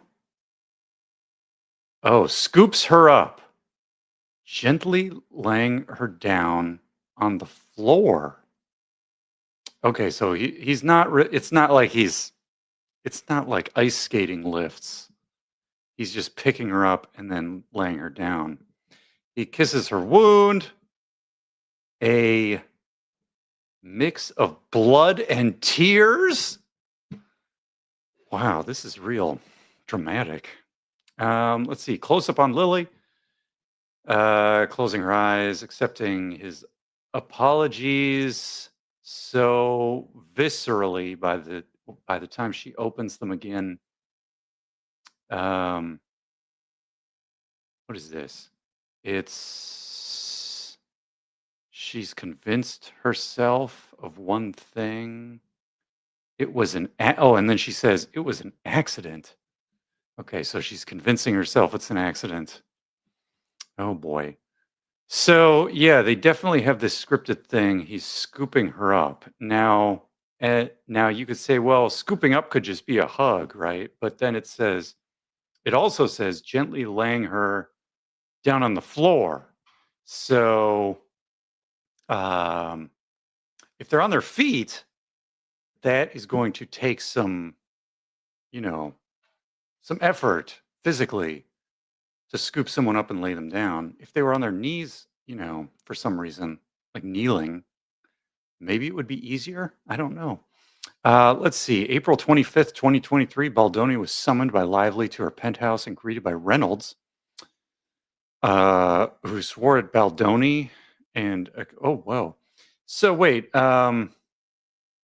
Okay, so on the 22nd, well, here's the thing. Was this piece of the script page that they're providing here, was that in the script as of the 22nd that people had access to? That's the question here, which I don't think we have an answer to, because this just has a page number. It doesn't have a date or a script revision number. April 25th, Baldoni was summoned by Lively to her penthouse and greeted by Reynolds, who swore at Baldoni and accused him of fat shaming his wife. How dare you fucking ask about my wife's weight? What's wrong with you?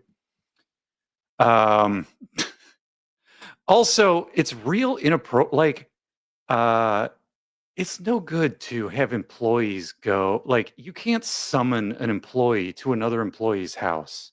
Like, if your manager's like, "Oh, we're gonna have a big offsite at Jim's house," and you're like, I don't feel comfortable going to Jim's house. Like, it should be completely voluntary. You know what I mean? This is just crazy. He was summoned. Like, if somebody did that, I probably wouldn't go. I would just be like, look, if you want to do work, we're going to do work at the work site or on the work, Microsoft Teams or something. I'm not going to go to your house to do work. That's really absurd.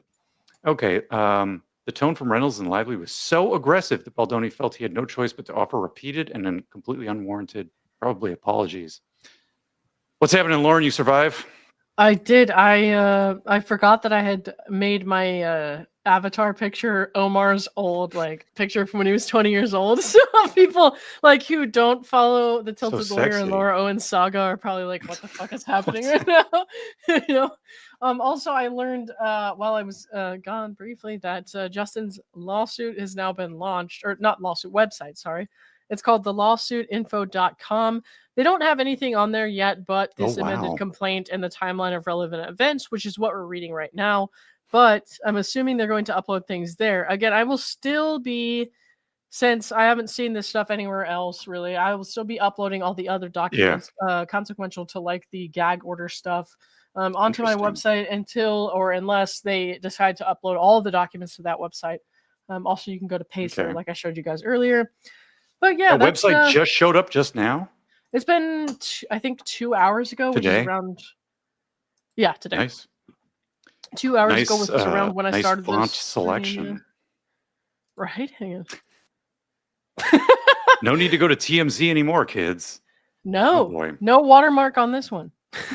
Well, presumably, I mean, they might. We'll see if they, people will be able to tell if they put everything that mirrors like the Pacer or other sources. Oh yeah. So it's, you don't want them to be really one-sided with their website, of course. Yeah, I'm assuming they're going to just put their filings and stuff on there. That wouldn't be useful. I'll go ahead and upload all the communications until or unless I see some other major source doing that without watermarks and without selective cropping. Yeah, you got to get all of the documents, whether it was filed by the petitioner or the respondent. Just like in the Owens v. Eckerd case, the websites and wikis and Padlets and Reddits have done a good job of posting everything, not just one side of a thing. Lots of sources. Let's see. We have you got to the end of the page, right? Okay. Yeah, unwarranted apologies. Unwarranted apologies for what was a good faith and reasonable question to his trainer. Reynolds demanded that Baldoni remove the lift scene entirely. In Lively's complaint, she falsely states that the scene wasn't even in the film, suggesting it never existed. Contrary to her attempt to manipulate verifiable facts, the only reason the scene was not in the film is that Lively and Reynolds demanded it be removed, despite the fact that it had already been rehearsed with a stunt double. Accommodating Lively, Baldoni rewrote the scene with her, despite the fact that, for creative reasons, he felt the scene was necessary. Okay. Baldoni was stunned by Lively's accusation because, when she had earlier expressed concern about her postpartum figure, Baldoni genuinely reassured her that she did not need to worry about her body. So that was all about the body shaming allegations and stuff, which I remember seeing this in the original lawsuit. April 25th, the line producer on the film shares concerns about the ballooning wardrobe budget resulting from Lively's takeover, stating it was way more than she had ever seen wardrobe go over budget with the initial spend. Okay. In an email, she said they had to reshop everything for Blake after creative changes, but it's a lot of money. This is way more than I've ever seen a wardrobe go over budget. April 27th, Baldoni feels homesick. His family's back in California, and it's been weeks since he has seen his kids. Lively offers to have Baldoni fly with her to Los Angeles and back for the weekend so that the two of them can continue working on the script. 6 hours there and 6 hours back. By all accounts, Lively feels at ease with Baldoni and is not only willing, but invites Baldoni to share an airplane cabin with her and her children. Okay. Yeah, I mean, that's sort of crazy, like that there's no process for this wardrobe. Like, what is the management process for this wardrobe thing in terms of a budget or staying within a budget? And then if you have to do purchase orders and get reimbursed through like an expense report type of situation, where is that? Why are Mhm. these things happening over text messages? It's amazing to me that it's like, you Yeah. know, if I needed to go spend more money on a project, I would make sure my manager and maybe my second level manager knew what was going on, number one. Right. And then, you go do the purchase order and you do an expense report. And so then if a project goes over budget, there's people looking at it in the finance department. I don't know why any of that is not happening here. It's unbelievable to me. Yeah. Um, Liam K, thank you for the 5. I love your coverage, Lauren. You and Bruce are so good at picking up on little nuggets with interesting insights, which others sometimes gloss over. Thank you very much, Lee. We appreciate you. Okay, let's see. So he's talking here about how Blake offered to fly him to LA. Hang on.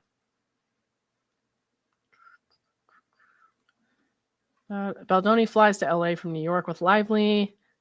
For the duration they work on the script, Lively begins altering the script daily on May 1st. Okay. The frequency of her revisions and input alarms the producers, who anticipate her interference would persist every day of the shoot and disrupt the carefully planned production schedule. Here the producer's saying, like, she's fixing the script. I think redacted advice was actually wrong. Blake is now directing the movie. This is bad. And I remember again seeing that in the initial lawsuit. This is another one where it's unbelievable that this is happening over text messages, that there's no org chart that gives a clear chain of command for this business. If it is person X's job to write the script, nobody else should be, what is that thing called? A TDX file or something? Or I've never actually heard of that FTX, until FTX for final FTX. draft. No, nobody should be the one source owner of the FTX file except for that person. And if that person agrees to have somebody help them, like for example, where I worked in engineering, we had to write specifications. So if somebody was responsible for writing a specification, they wanted my help. They could ask for my help, and I say, okay, I'm going to help you with chapter 4. Mm-hmm. And then I would help them with chapter 4 and we would collaborate. But I can't just go in there and be like, I feel like rewriting chapter 4, send me the FTX file. Because if that's not my job, it's a charter violation. And if you repeatedly enact charter violations at a job, you'll just be fired. It's very simple. Yeah. There's a big problem here. Yeah, it's all kind of out of whack. That's definitely showing just on the pages here. Oh yeah. Lively and Baldoni text almost daily, and we're comfortable making silly jokes. Okay, she's saying it's a good feeling to get the work done that we're proud of. It just clicks when we find it. Thank you for your collaboration. He says, I like sentimental Blake. She says, never met her. We've seen these text messages in the original complaint. Wayfarer holds a respect in the workplace meeting via Zoom on May 5th with a production team to review appropriate on-set behavior and other HR-related matters. And that was before principal photography begins. Okay. And there's the schedule showing that. On May 5th, Baldoni emails the intimacy coordinator his notes on sex scenes after discussing Lively's comfort level with her. Justin emphasizes that the way these are shot and what is shown will be a collaboration between Baldoni and Blake. Due to an illness in Lively's family, the Vegas shoot scheduled for May 8th was canceled. Additionally, none of the outline sex scenes were filmed during the May to June 2023 production window because of production delays and strikes. So these scenes were all postponed to phase 2, which resumed 7 months later. All right. And here's an email that says, please note the way these are shot and what is shown will be a collaboration between me and Blake. So it's not him just writing them alone. I guess that's what it's showing. First love scene should be passionate, sexy, should be choreographed in a way that shows a glimpse into their power dynamic. She's in charge, and then he takes over. 2 strong personalities coming together as one. In terms of sex and what is shown, we should see 2 naked bodies in various positions, but only flattering ones Blake is comfortable with. Her choice, her on top, him seated and holding her, him on top, all sensual and beautiful, no nipple. I didn't know how much went into this stuff. Like, I had no idea this much coordination went into it. I would think you'd need more. Really? I just kind of thought it was like, yeah, okay, this is like, what we're doing now. If you've seen some of the, when DVDs came out, they often wanted to differentiate themselves from VHS tapes by including, behind the scenes type of Yeah. documentaries or extra clips or things like that. And if you watch any things where they did Lord of the Rings or Star Wars or things like this, like they storyboard every single, like if a camera cuts to another camera cut, it's on a Mm-hmm. piece of paper on a storyboard. Each one has its own paper. And you Gotcha. know exactly what you're looking at in every single shot. Mm-hmm. And so you need to have that storyboard of what you want to do and then translate that into there's another term for it, but how you're actually going to do that, turn it into like a mechanical recipe, like to bake a cake. Like, so you're literally like drawing out exactly what you want the cake to look like or taste like. Then you make the recipe for it. Then you go execute and do all the work. Yeah, I just had no idea that all that went into it. Oh yeah. Until So now, to I me, guess. this is just getting started. This would be Yeah. you're just getting started with something. All right. So let's see. We should be able to go wide for orientation, but the majority will be close-ups. I imagine side boob and outline of butt in close-ups if she's comfortable. I am fine showing my butt. Female gaze. So, and I don't know why that's so funny. I know he just meant for that scene, but here it's just like Justin says he's fine with showing We're all his going to butt. start an Only Antlers, I guess. New TMZ headline: Justin Baldoni says he's fine showing his butt. Right? There will be pelvis movement, but no orgasm, no oral sex. Hands should be able to grope various body parts. If Blake is comfortable showing Ryle kissing her belly and then leaving frame for a moment and then staying on her face, I think that's something women would like to see, but also fine not doing it, as I know oral sex was something off limits, but wasn't sure about implied oral sex. Okay, well, that makes sense. Oh my. Vegas, this scene is about friendship. It's a consumption of their marriage and their relationship. Fun, silly, playful. The goal is to choreograph in a way that keeps Blake's clothes on as much as possible. Sex with pelvis movement in positions that work with keeping her dress on. Maybe top of dress, sides down, and we see some bare back. Dress would be hiked up, so may see outline of butt. Hard for me to imagine without seeing frame or how dress moves. Okay. Hands groping, and I'm okay showing rear. It says a rear? I think it does. Gosh. It's a little hard to hang on. Let me zoom in. I think so. How hard showing? Yeah, it's even when I zoom in, it's blurry. So I think it says rear. Yeah. I'm okay showing rear as I don't know any other way to make love in an Elvis costume. What? No nipple, no orgasm, fun, intimate, innocent. Okay. And he's wearing an Elvis costume? I don't remember that, but probably like I only watched the movie the one time and I was half asleep, so like so I don't remember some of this. No, I think he was. Maybe they're both wearing Elvis costumes. Mm-hmm. Frittata, morning sex that doesn't happen. No nudity. Tops would be off. Kissing around body. They're about to have sex when frittata happens. More about sensuality than sex. Onesies make out. They come in drunk, making out in onesies. Less about seeing bodies and sex. More about onesies coming off. I'm fine if Blake wants to just take mine off and we make it playful. Okay. Onesies? Yeah, they had a scene where they were wearing like onesies in the bar and stuff. You need to watch a movie now. All right. Wait. In your Elvis costume. I don't have an Elvis costume. Are you nuts? Let's see. May 8th. As production was set to begin its first days of shooting in Vegas, let me back up a little bit here. A member of Lively's family falls ill. Baldoni shares his prayers and wishes for their speedy recovery. He says, my whole family is praying for you guys. She's thanking him. This has been brutal. We're both going to be good. Just need to get through it. Let's see. Lively's attorney is provided with a nudity rider in which Wayfarer includes the intimacy coordinator approved nudity rider, followed by written confirmation of the approval. For clarity, providing the intimacy coordinator approved nudity rider serves as a confirmation that Lively and the intimacy coordinator discussed and mutually approved the sex scenes. Notably, the sex scenes scheduled for the week of May 8th had to be rescheduled multiple times due to illness and subsequent strikes. Mm-hmm. As a result, they were ultimately filmed in January 2024. Damn, I thought it was way earlier than that. Okay. Meaning no sex scenes were shot during phase 1. Okay. Hello. This is an email from, I can't actually tell who it's from. Hang on. Oh, Wayfarer's Counsel to Lively's Counsel. I see. Hello, I hope you had a good weekend. Attaching here Blake's nudity rider for your review that has been approved by SAG Intimacy Coordinator. Apologies for the rush job, but please note we need this signed by tomorrow. Reserving customary rights. I look forward to hearing from you shortly. Okay. All right. Over here, that sounds like a work email. Yeah, it does.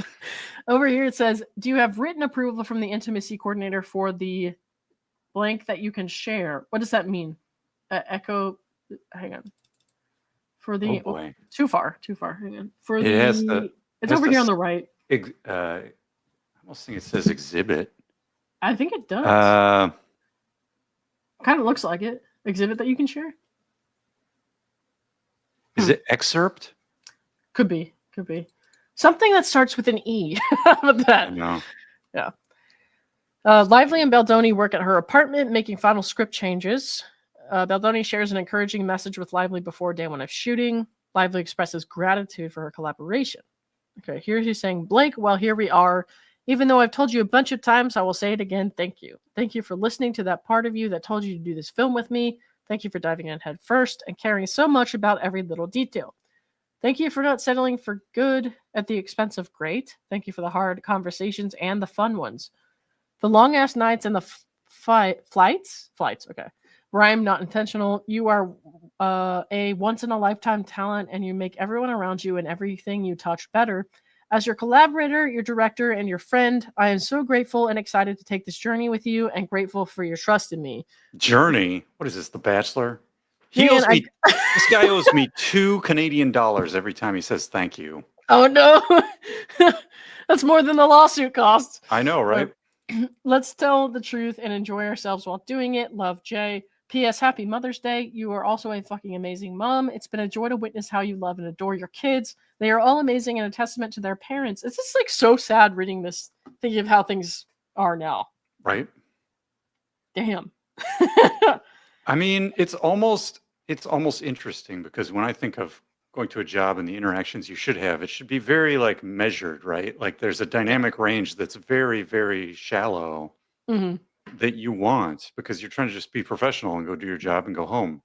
And this, it's like the highs are super crazy high, like sparkly and swizzly and squirty or whatever, flirty. Squirty! Why? And then the lows are like, I'm suing you for... were stimulated. And then the lows are like, I'm suing you for $400 million. Like, it's just too much. It goes too much in both directions. Right. I can't believe you just said that. I don't remember. I was trying to remember the dumb adjectives. That was awesome. I'll never forget it now. Okay. Anyways, this note means so much to me. I'm excited to start tomorrow. Start squirting, I guess. But it was only one piece of the journey. We started months ago, and I'm grateful for all we've built so far. Thank you for caring so much and putting every bit of you into showing it. You've given so much of your time to fight for great. Fight for great. Okay, and that hasn't gone unappreciated or unseen for a moment. Let's do this shit. May 15th, a No More representative who attended the table read shares a message of encouragement. Appreciate you and the team so much. Let's keep moving. May 15th, on the first day of principal photography, paparazzi capture and publish photos of Lively in character wearing her hand-picked wardrobe. These images were widely criticized as unflattering and sparked a backlash from Sony. Okay, so this is from r/Colleen Hoover. So not from Colleen Hoover, from the subreddit for Colleen Hoover. Wow. Thoughts on first look of Blake as Lily. I never pictured her. Sorry, I never pictured her this homely. That's terrible. That's so mean. Was this an actual outfit from the movie? I don't think it ended. I don't remember if it ended up in the movie, but this was like when they were initially working on it. So I'm not sure if it ended up in the movie or not, but yeah. Somebody says they made Blake look older than she actually is, and she's supposed to be playing younger. She looks like Mary Poppins mixed with a homeless lady. It doesn't seem like she'll dazzle like Book Lily basically did. Okay. Somebody says also, what the fuck is this outfit? I just can't. It would be hideous in any movie. I mean, I'm not like a huge fan of that outfit. Do they even know that that's an outfit from the movie in this subreddit? How did I get pushed all the way back to this page? Yeah, we're over here. Yeah, where was I again? Oh no. I mean, in the subreddit, do they even know that that's wardrobe for the movie? Like, what's They the do because context? they're talking about her as Lily. So hang on, give me 1 second. Or are they just speculating? No, they know it's supposed to be for the movie. Otherwise, it wouldn't be in the Colleen Hoover subreddit. Let's see, because it's the first look at Blake as Lily. I don't know what I did to bring us back up to the top there, but that was not. Yeah, that outfit sort of had a little. I mean, I probably wouldn't wear that. What would we call this? Boho Harry Potter or something? Boho Harry Potter. Hey, I got an A- in interior decorating. Is that in true? 7th grade? Okay. Somebody says, "Me, Mom, I want Carrie Bradshaw," and it says, "Mom, we have Carrie Bradshaw at home." The Carrie Bradshaw at home is. Never underestimate the snark power of subreddits. Absolutely, yeah. Oh boy. May 16th, Baldoni approached Lively in her trailer to discuss necessary wardrobe adjustments and his desire to have more control of wardrobe decisions going forward. Before this meeting, Baldoni texted Heath saying he was terrified of saying the wrong thing and asked Heath to send him prayers. The meeting lasted 1.5 hours.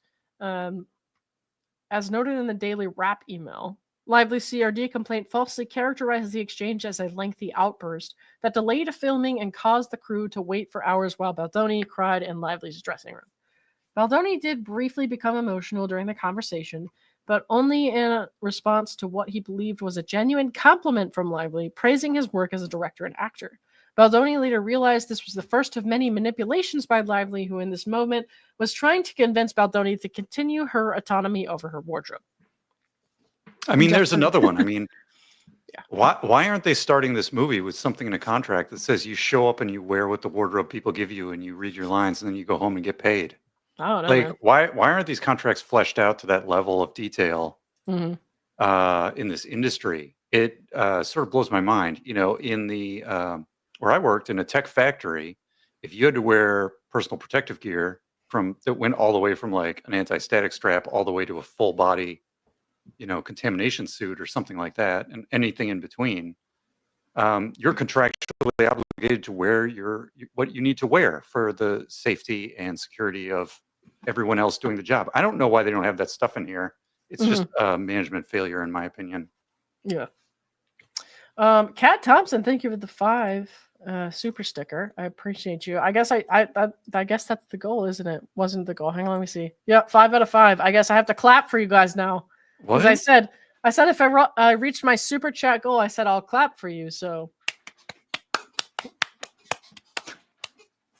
you're welcome. All right. Thank you for that. Yes, and Bruce, thank you for that. Thanks, guys. All right. Anyways, we're going to continue reading for you because that's probably what you really want.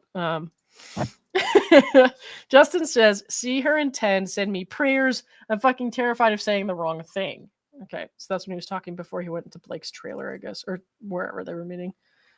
This email from Wayfair is a little hard to read. It says, "Hi all, today we got something start date due to a morning meeting between Justin and Blake, which took an hour and a half. This was to discuss her wardrobe and looks in the film. Redacted visited set today and helped with the situation." Okay. I think it's just late start. Oh, okay. May 16th. Later that day, Lively texts Baldoni to request another meeting with him and the other producers to discuss wardrobe. Baldoni agrees. After shooting reps, producer, Sony executive Heath, and Baldoni approach Lively's makeup trailer. Heath knocks on the door and is invited in. Present in the room are Lively's nanny, makeup artist, and assistant while Lively is having body makeup removed. She was not topless, as she claimed in her complaint. She was either nursing or pumping while fully covered. Lively asked Heath to face the wall while they determine a time to meet with the other producers, who are standing just outside the door. Weeks later, on June 1st, Lively accuses Heath of making eye contact with her while she had asked him to face the wall. While Heath does not remember doing so, he sincerely apologizes if he made a momentary eye contact with Lively while conversing, acknowledging that it was possible he may have out of habit. Lively stated that she didn't think he was trying to cop a look, and they moved on. Okay. Heath pleads with Lively to consider having the meeting the next morning to avoid her getting home too late and losing shoot time the following day. The conversation in Lively's makeup trailer lasts only a couple of minutes, and they agree to meet with the rest of the producers in her personal trailer. 10 minutes later, they meet and discuss the wardrobe at length. Any suggestion that Heath stared at her inappropriately is not only blatantly false, but also difficult to believe, especially in such a setting. Why are they having meetings in these trailers? Don't they have conference rooms? I guess not. Why are these things being scheduled over text messages? Don't they have Microsoft Outlook with a calendar that they can use for collaborative scheduling? This is insane. Like, I don't know. Like, I don't know. If there was a dressing room or, I don't know, personal room or what are these things, these trailers? They can go in and take a nap and change clothes, right? Like that's. And I want a trailer. That's like being in someone's hotel room. If I was at a work conference, like we wouldn't just have a meeting in someone's hotel room. You would go. They have conference rooms in the hotel specifically for these purposes. Yeah, you wouldn't go into someone's room when they're having their body makeup removed or breastfeeding. Well, you would. If she needed time to have makeup done or whatever or removed, that would be blocked out on Outlook, and a subsequent meeting with producers wouldn't be able to go in that slot because it would already be booked. This is the problem, that they lack discipline in how they run their organization. I agree, but also PH Joy would like me to clap like I mean it. Yeah, John Bond, this movie shoot isn't like a corporate office. That's the fundamental fucking problem. They've failed. They need to do better. Right. My standards are not very high. What does that mean about our friendship? I'm taking that personally. Well, you don't work for me. Not yet. I was going to apply. Those resumes in. All right. Blake here says, I would like to have a conversation with Jamie today, all of us. Okay. May 17th, Lively continued to share her open and unguarded thoughts on life and her character. She talked about wardrobe choices to make her character much sexier. Okay, and so, I remember this from the original lawsuit because it was talking about the crop top in the snow. And I was like, how out of touch with reality is that? Like, anyways, she's saying like Beanie is much sexier. So it's basically just demonstrating that she was saying things needed to be sexier or something like that. May 22nd, Lively and Baldoni performed a scripted kissing scene in which their characters get engaged at the hospital. In the sequence, Lively pulls Baldoni in to kiss her. It is clear Lively was initiating the kissing. In one take, she pulls Baldoni in and kisses him once, and another twice. Lively determined the number of kisses based on what she felt necessary for the scene. Though Lively improvised the number of kisses in the scene, make no mistake, the kiss itself was written into the script and was in no way improvised. Contrary to Lively's CRD complaint, there was no inappropriate improvised kissing on set. Any improvisation was made by Lively herself. Note, no intimacy coordinator was present on set for this day, as is standard when two professional actors with over 3 decades of combined working experience perform a scene in which only kissing is involved and no other intimacy, nudity, or simulated sex is required. Furthermore, during preparations, Lively and her attorneys did not indicate in her nudity rider that she wanted an intimacy coordinator present for scenes involving only kissing. Instead, in line with industry practice, focused solely on bringing one on for the simulated sex and nudity scenes. Okay. And then here it shows the part of the script where it says she stops herself, realizing, and bends down, kissing his face all over. Okay. May 22nd, shoot day 6, Lively prepares to shoot the hospital scene in which Lily gives birth. In Lively's complaint, she alleges that during a birthing scene, she was mostly nude with her legs spread wide in stirrups and only a small piece of fabric covering her genitalia, and that there were non-essential persons present. This allegation is knowingly false. To begin with, to describe Lively as mostly nude and naked from below the chest down is inaccurate. Lively was wearing black briefs and a pregnancy suit that covered her midsection, and her top was covered by a hospital gown. Sounds pretty covered to me, but yeah. Additionally, in Lively's complaint, she stated she was alarmed that Baldoni hired his best friend as the OBGYN in the movie. And then they addressed that saying, he has credentials for like being a good actor. He's a Tony Award-winning acting. Toured with a Tony Award-winning acting company, attended Oxford's acting program on a full scholarship. And then they also note that it's no different than Lively's sister being hired because she's Lively's sister. So Despite the personal relationship, both people, Lively's sister and this guy who played the OBGYN, are, experienced professional actors. All right. Lastly, in Lively's complaint, she states the set was crowded, chaotic, and utterly lacking in standard industry protections for filming nude scenes.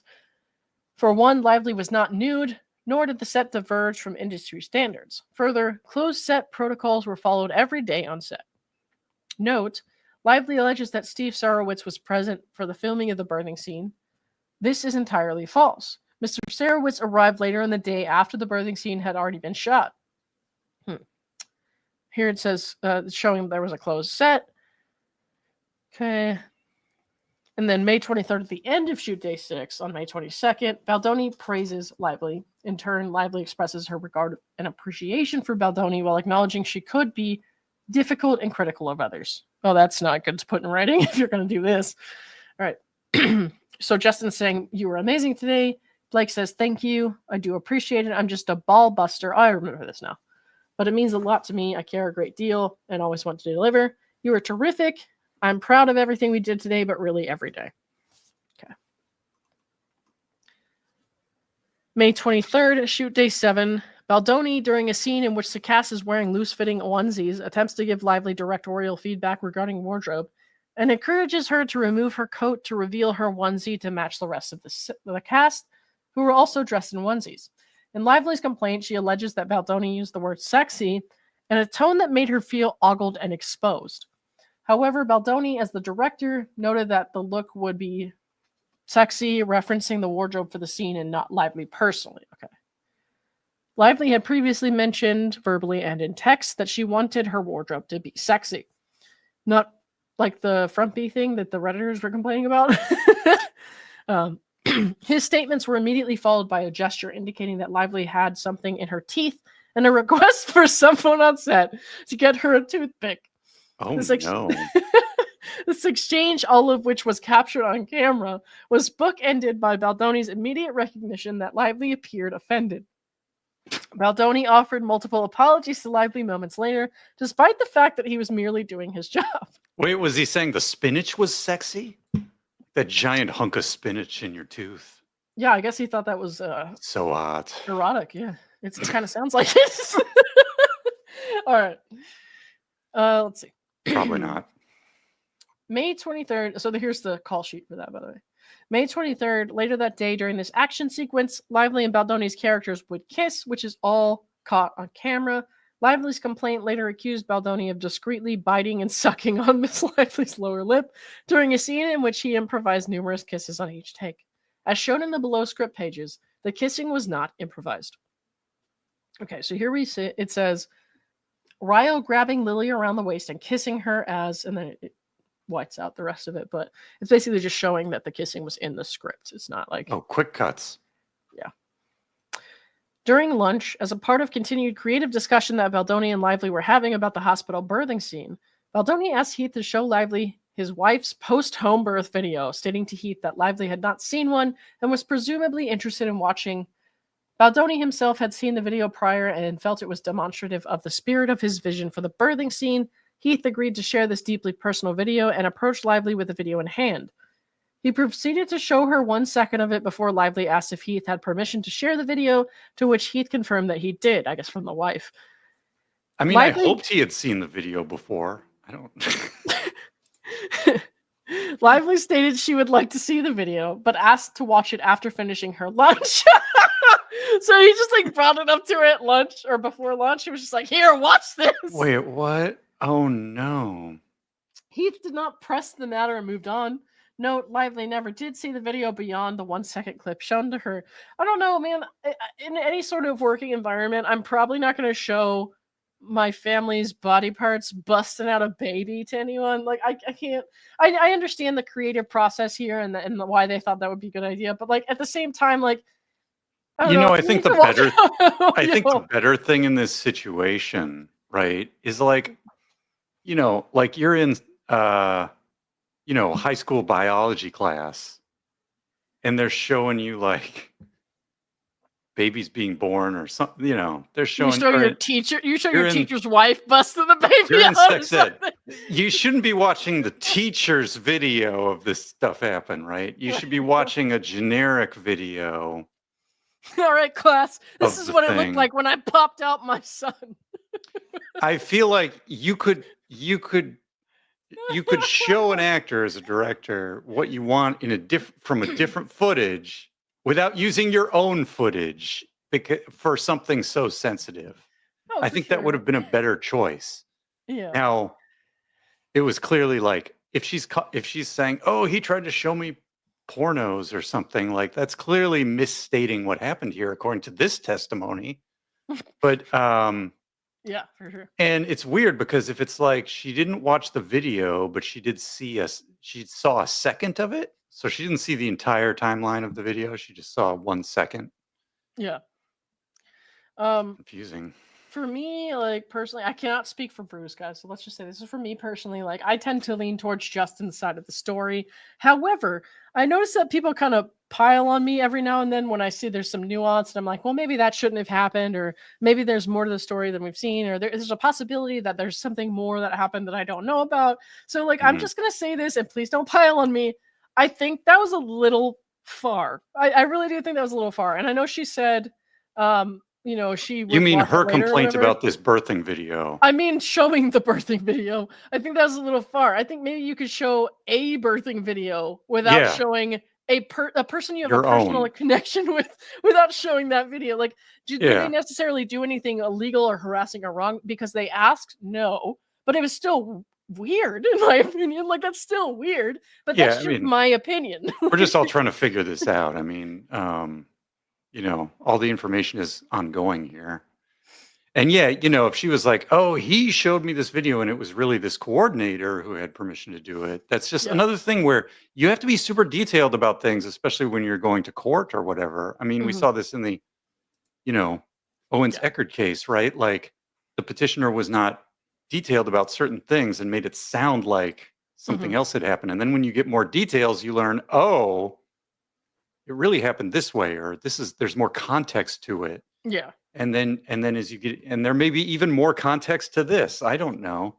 Yeah. But I mean, hindsight is 2020 as well. Like I'm sitting here saying like he should have just found some stock footage from the you know That would have been good. Yeah. from the Sony stock footage library or something. I mean, that's fine.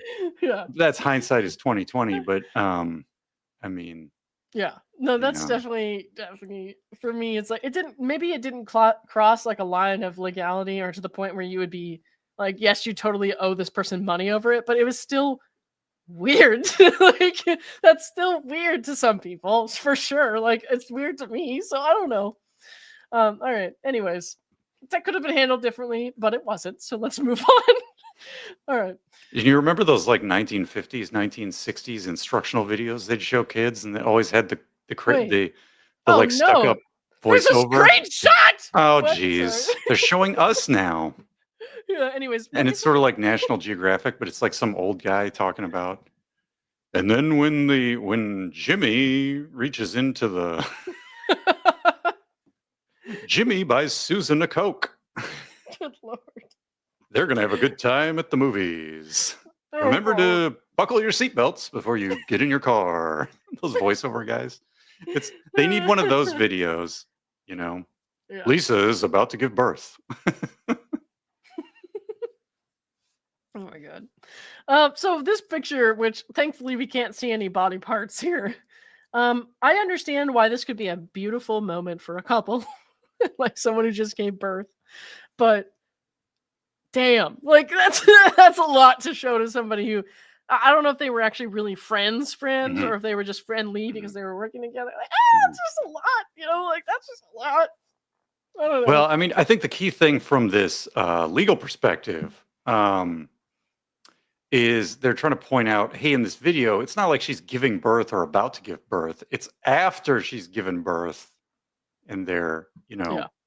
Oh no, this is like yeah. I would still find it a little bit to be a lot to me if I wasn't close to someone they didn't ask like, hey, do you want to see this? But like apparently like they did ask and she said fine, I'll see it later. But if they did walk up to her with the video and was just like, hey, you want to watch this? And it was just like someone giving birth. Like, I don't know, man. Like, so this is obviously a freeze frame or a still, but the actual video that it sounds like the actual video they showed her was showing the actual birth part, not just this aftermath here. I don't know, man. Like, again, like I said, it's just my opinion that if I were working with someone, even if I liked that person and was like having a good rapport with them, I probably don't want to see their wife giving birth or them in the tub with her. Like, I don't know, man. That's just me. It's just me. So I can't speak for everybody. No, I agree. He would have been better off using some stock footage or something and not right. using his Oh own. no, it's not material. porn. I mean, this is not porn by any mean. Correct. John is No. correct here. Like, there's nothing. Yeah. If this is what the rest of this video is like, and they just show us a frame, but if this is what the rest of the video is basically like, they're just sitting here in the water, is waving and whatever. Yeah. John is correct. Yeah, no, this doesn't strike me as sexual, but something can be, not sexual and still make you feel awkward, Jay Hip, thank you for the $5. Hey, bud, nice to see you. I just got here. Start over, please. Okay, I will. Thank you, Jay. Appreciate you. All right, let's see. Ladies and gentlemen, welcome to the internet where your cesspool is my water birthing facility. No! We have photos. Was that a good way to start over? Yes, totally. All right. The video in question showed Heath and his wife cradling their newborn daughter post-birth. Okay, his wife was not in labor in the video. Okay, I misunderstood then. Okay, so if this was it, then that's not actually as bad. I still probably wouldn't want to see it, but like that's what I'm saying. It's after the actual. Right. Okay.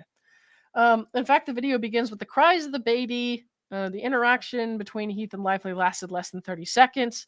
Lively later likened this 1 second clip to pornography. Well, that's too much. That's too far.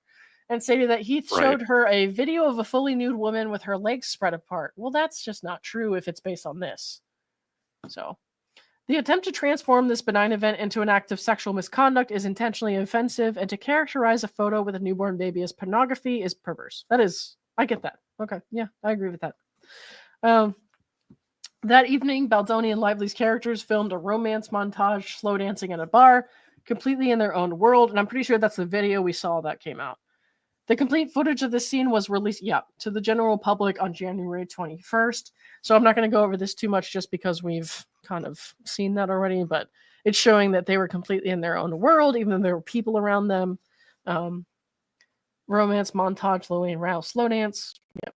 Lively learns that crew members had called out sick with COVID, and as a result, requests that testing be conducted on set.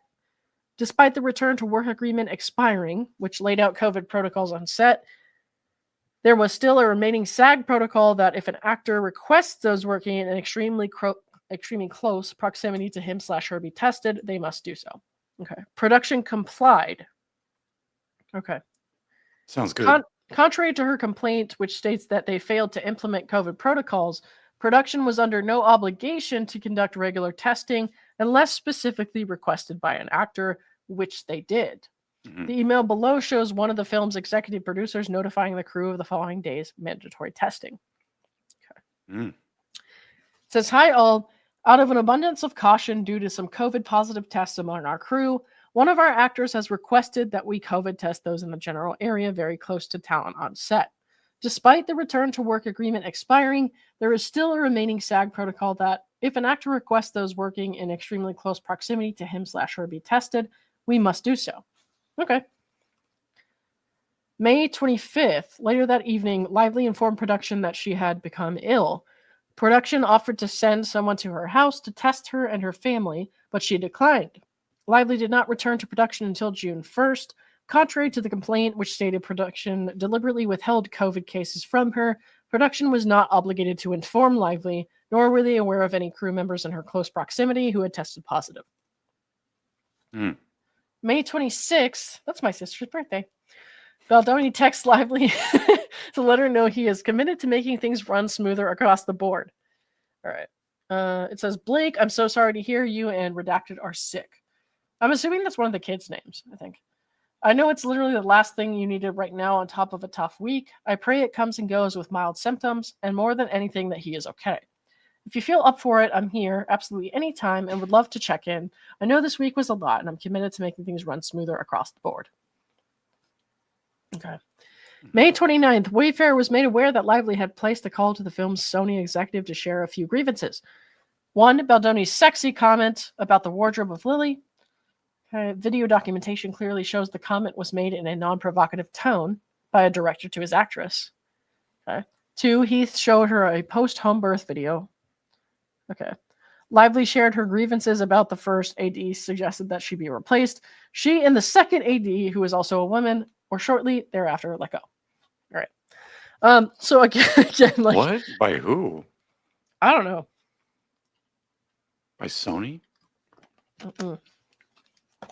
Well, she's the one who wanted them replaced, so I don't know.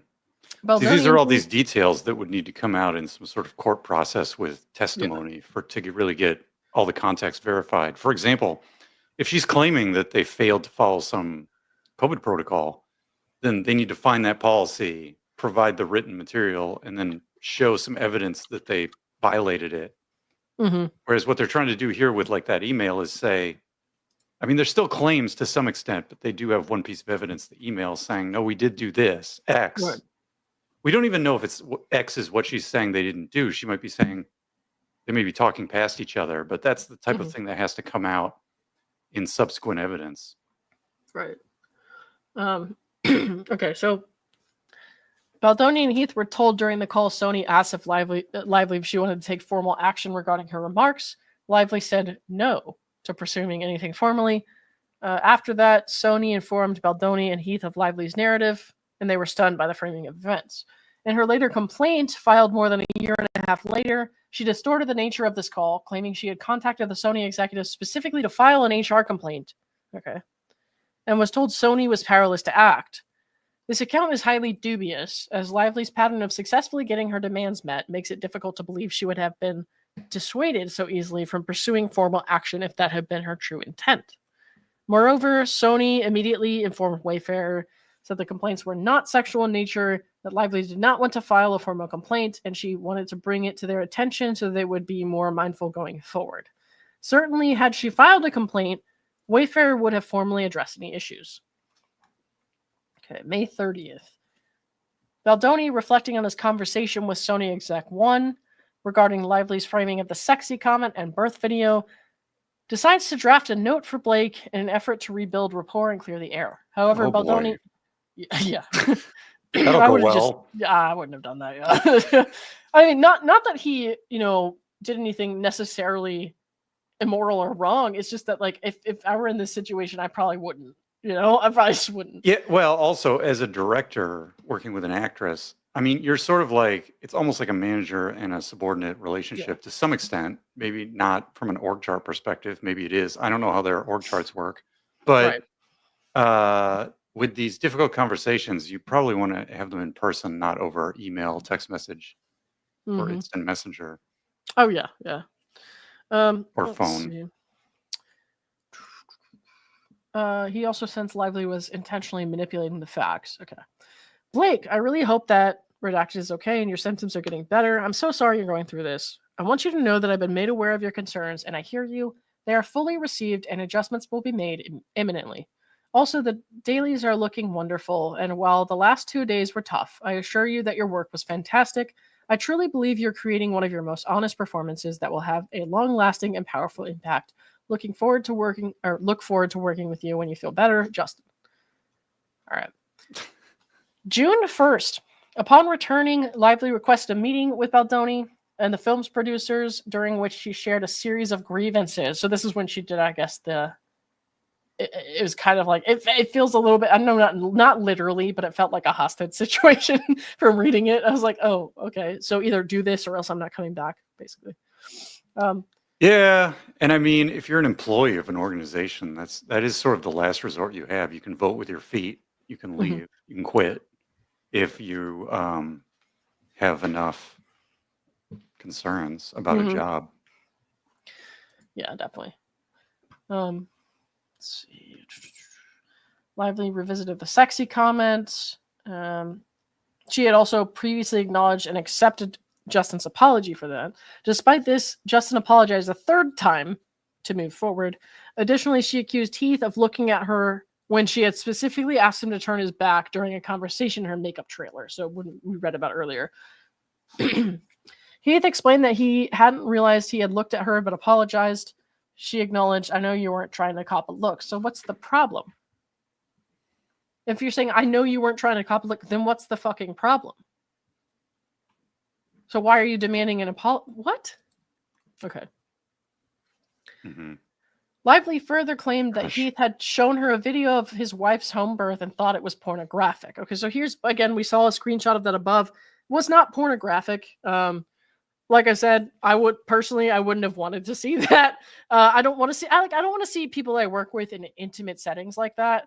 I understand it might be different for people in creative situations where your work isn't like so corporate like that. You know what I mean? Like in a very like officey and professional, but like still, I wouldn't want to see that. Like someone I work with in that setting, but like at the same time, it's not porn. Let's not be dramatic. Yeah. You know what I mean? So. And, Penny, for your thoughts, the chat has a good point, because when we keep talking about how it's so important in this case to have evidence, right? Yeah. If you had, GoPro, security camera footage, video camera footage, filming footage of all the conversations you had with someone. So when I say, well, if you're going to have a difficult conversation with your employee, as a manager, you need to know how difficult that conversation is going to be. If it's like, well, this is just going to be a slightly difficult conversation, we have to figure out how to get past something and move on in terms of the work we're doing, I think a one-on-one is fine. If you think that there's any chance that you are at the point where they've already misconstrued so much, so you already have a track record of there's problems happening along the way, that is when I think Penny for your thoughts is correct. And what you would want to do at that point is have someone from HR with you in that one-on-one meeting where you have to have a difficult conversation rather than just doing it alone. So that's a good point. Right. For managers to think about. All right, let's see.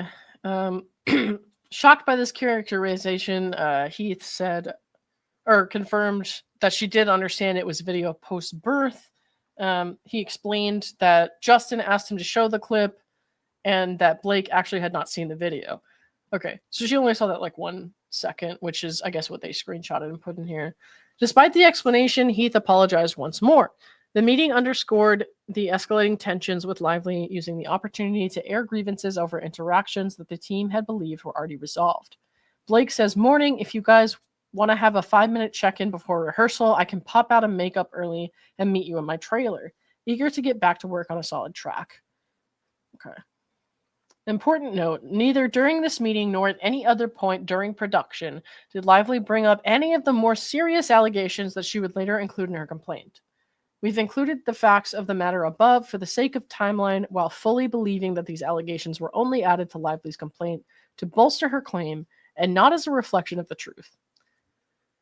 June 2nd, after sharing her thoughts during the meeting, she was still comfortable inviting Justin into her trailer to rehearse their lines together while she breastfed, or pumped, sorry, not pumped, but she was like pumping milk for breastfeeding. And then here's a text from her that says, I'm just pumping in my trailer if you want to work out our lines. Okay.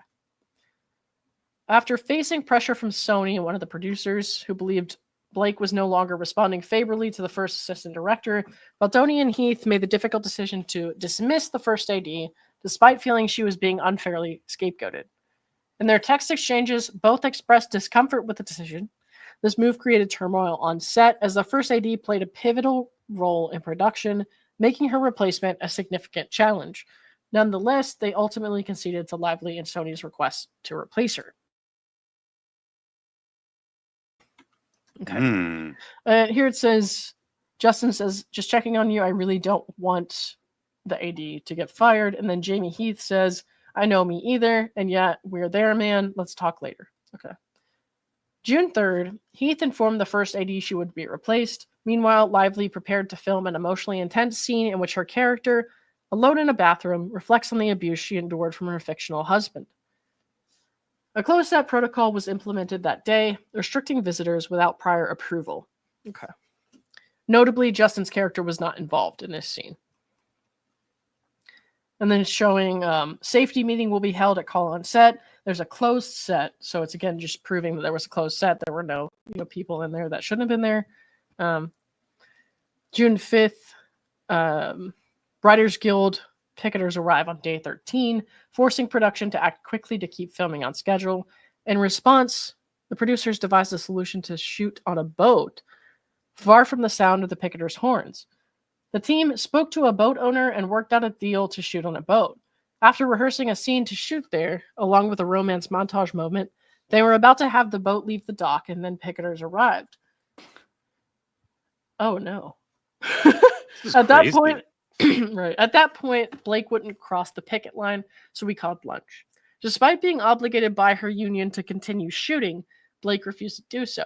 According to the SAG-AFTRA website, SAG-AFTRA has a no-strike clause in our codified basic agreement at Section 3 that states, the union agrees that during the effective term hereof, it will not call or engage in a strike affecting motion picture productions against any producer signatory hereto. And here's showing that they spoke with the boat owner. And here's the proof of the union clause there. She's supposed to be in a bathroom? Boat bathrooms and regular bathrooms do not always look the same. Yeah. No, I wouldn't have. That's I weird. wouldn't even thought that. Yeah. I want to know more about the boat bathroom.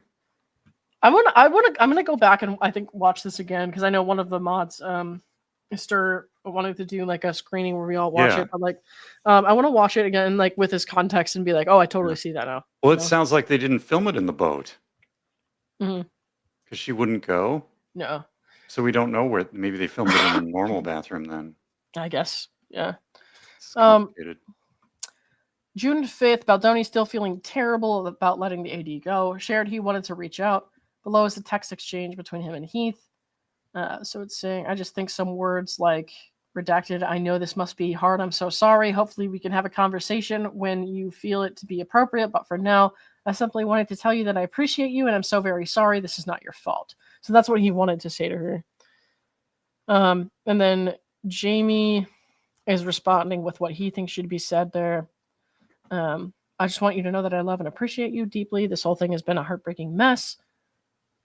I know this must be hard and I'm so sorry. So they're just basically saying like what they want to say to her because they do not want to fire her. So like, you know. Justin says, en route to you, can I get you anything? Blake says, no, all good. Thank you though. I'm getting you a hot matcha. And do you know what Brandon likes? Okay. So they're just showing like friendly rapport, I guess. June 10th, recognizing it had been a tough week with multiple production shutdowns due to picketers and extra shoot day added on Saturday. Baldoni sent a text stating, I just want to thank you for giving this week 110%. I know how hard it must be shooting and also have your partner gone and feeling exhausted. Lively replied, I appreciate your empathy and give it in return. You're in the same boat. Maybe literally, depending on how that all went down. Ahoy. On June 13th, Lively asked Baldoni for access to the dailies. And here's just a text message showing that. I remember that from the original lawsuit. June 14th, Baldoni shares with his production team Lively's unorthodox request to see the dailies. They're concerned about her overstepping at that point, and the team is advising against it. We've seen these texts before where they were kind of, saying, no, Justin shouldn't do this, but like he was basically going to cave. Basically send her a playlist of what I showed her agent, and then, let me zoom in a little bit more here. And then if or when she responds and says, can you send me everything? That's what I'll say I'm not comfortable with. Okay. So he was like already planning out, like, I know she's going to push further, but okay.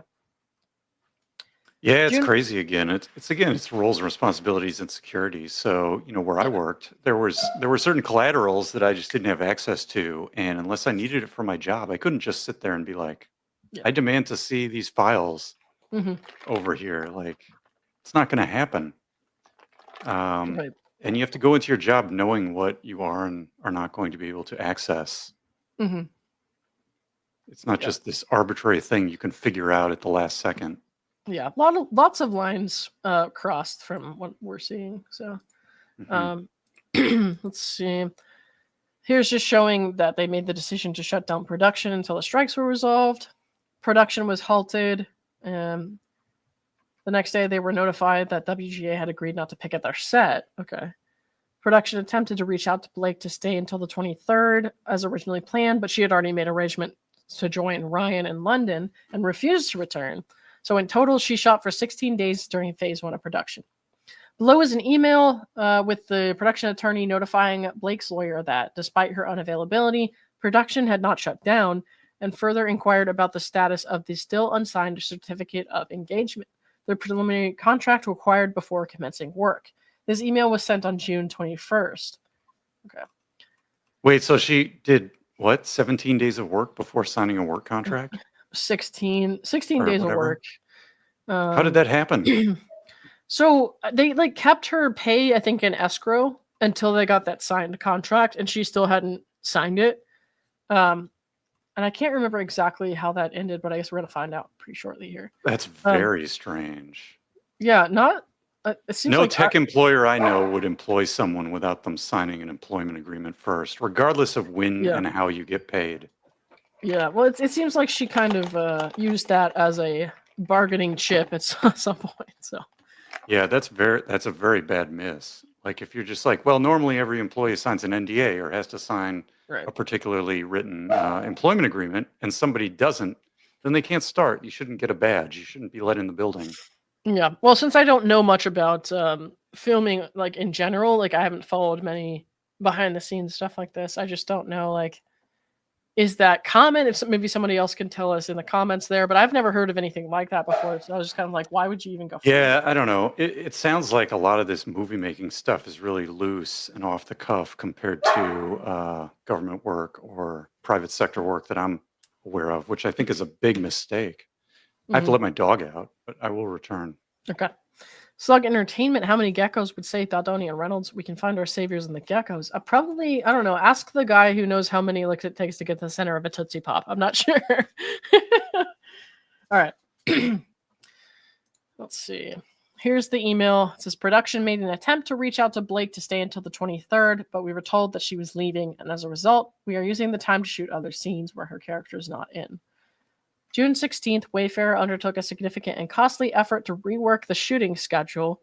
This was no small task, as it involved relocating to different locations. June 22nd, Alex Newstater, I don't know if I'm saying that right, Young Atlas, participated in an on-set electronic press kit interview designed for the film's promotional campaign. Below are the questions and producers' responses, highlighting his experiences on set and his thoughts on working with Baldoni.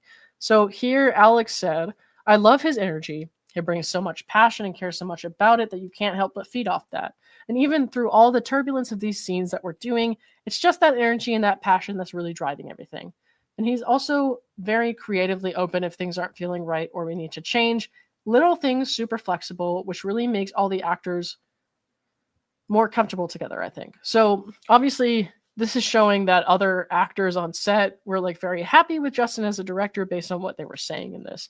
So Isabella Ferrer, who was young Lily, the counterpart to the actor that we just read, says, at least for me, this is one of my first projects. So I think working with professionals that I've been doing have been doing this for a really long time, but also who are so open. The crew and Justin and all the actors that I've worked with have just been so open and welcoming. I've never felt belittled in any sort of way. I think just being able to come into set and feeling seen and heard and feeling immediately comfortable and being able to just go in to do what I do and not have any anxieties or worries about it, about how I might be, or I just feel very accepted, I think. And here again, she's like praising Justin some more. They said, I'm going to ask you an extra question. How's it been working with Justin? She goes, oh my God, so good. So good. So obviously they didn't really have a bad experience with him. Important note, Isabella and Alex shared these sentiments regarding their working experience with Justin prior to spending time with Lively during the promotional tour of the film.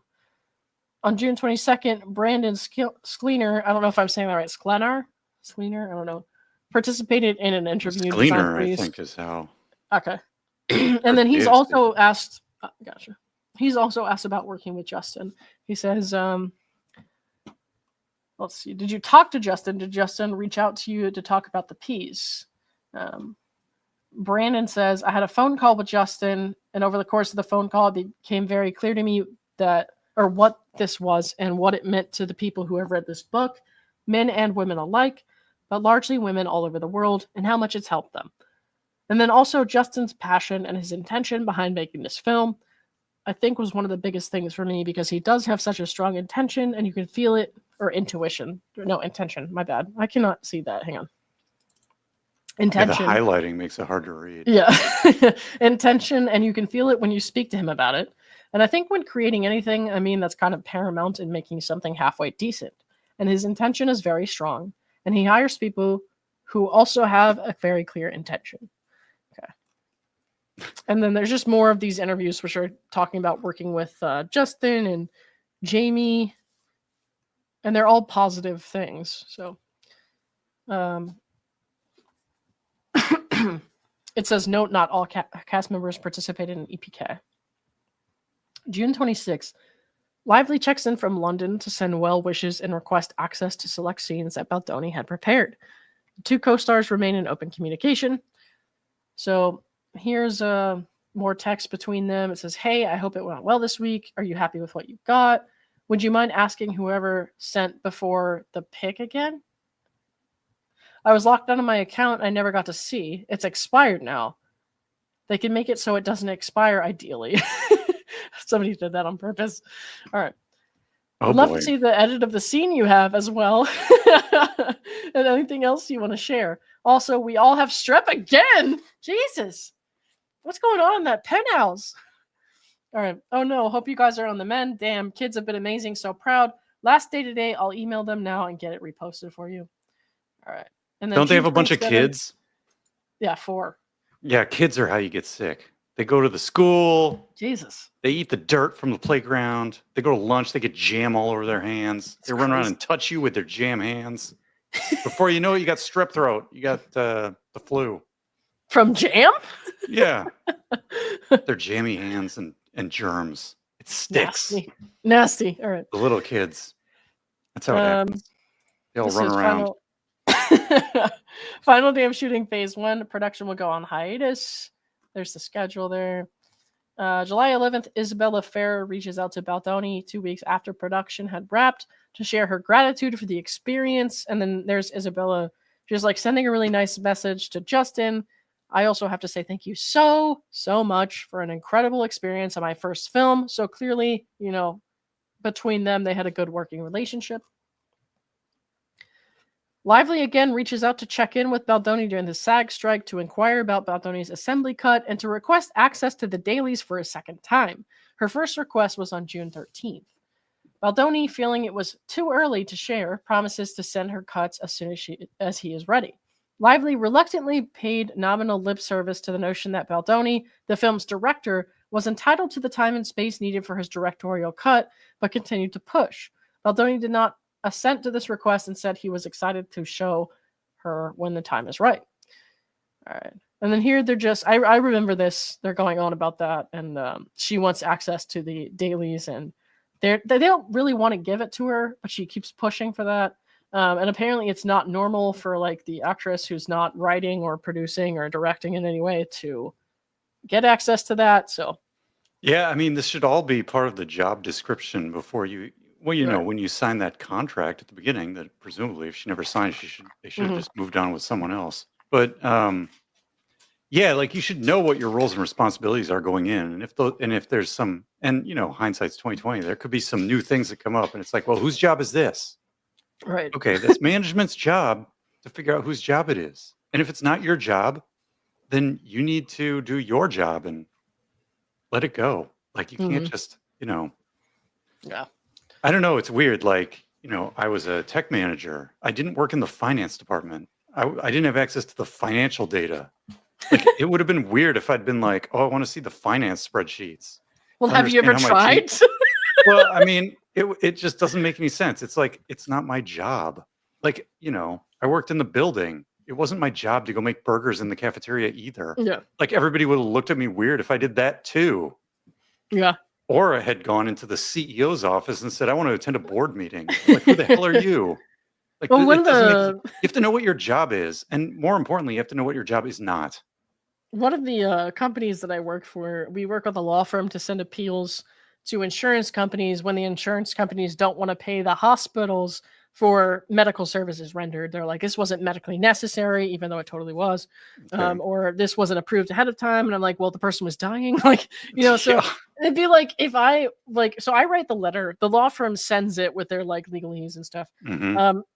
And it would be like if I asked the law firm, I feel like for like their board meeting notes or their financial notes, like I'm just a lowly appeal writer in the adjacent company. Like I don't know. I feel like that's kind of what that would Yeah. be like. Or let me redesign the law firm's letterhead. Yeah, right. It's like, wait, what? Like, Can I see the recording of your latest Zoom meetings, please? I guess it's not totally in line, but whatever. It's both crossing the line, I think. Let's see. Maybe I'll try and find out. I'll let you guys know how that goes. As promised, Baldoni reaches back out and shares his favorite scenes, expressing excitement to show more in person when they resume production. A day later, she disregards the note about the film and instead thanks him for the matcha machine. What? Matcha machine? Is that just like what is that, like a coffee maker or tea maker? the matcha machine. I've never had that. The matcha machine. It's like that semantic satiation. If you say it too many times, it loses all meaning. Matcha. Okay. Lively's agent and manager reach out to Heath, and this is in October 2023, requesting Baldoni fly to New York to show Lively the assembly cut of the film. Wow. Okay. Heath responds that Baldoni is not available to travel at that time, but looks forward to showing her the rough cut when they resume production shortly. Okay, and these are the messages she's showing that. Jamie says back to Blake's agent, Justin's very much looking forward to sharing the rough cut, but he is not nor will be sending any links as he's still in his director's cut, which I guess she didn't like that. He's not available to fly there as of now. The plan has been once we go to Jersey prepping for a shoot, he would then take a segment of a day to have Blake join him in a screening room. Okay, well, that makes sense. November 8th, in anticipation of the SAG strike ending soon, Heath reaches out to Lively's representative to share her shooting schedule, which was set to resume on November 15th. Okay, there's the schedule. He reaches out to Lively's lawyer about getting aligned, informing her that production was on the ground in New Jersey and eager to get started. Okay, November 9th, 2023. On the very day the SAG-AFTRA strike ended, Baldoni, the studio, and the producers were eager to resume production. However, their plans were disrupted by an unexpected email from Lively's lawyer. The email contained a 17-point list of non-negotiable conditions that Lively demanded be met before her return to work. The list, both in tone and content, appeared to insinuate or outright allege that Baldoni, Heath, and others had engaged in sexually inappropriate conduct during filming. These claims were entirely unfounded and a deliberate attempt to insinuate improper conduct by Baldoni and Heath, forcing them to sign as is without objection if Lively was to resume filming. All right, let's zoom in a little bit. Woo, too far. All right. One sec. This is kind of crazy. I've got a little cough today, guys. Sorry, I tried to mute there and I missed. Okay. This is kind of crazy because, like if I was working on a project, like our projects took like 3 to 5 years. And if like, I went to holiday break and came back and suddenly I have 17 demands and I gave them to my manager and I'm like working on this project. I don't know. They would probably just fire me.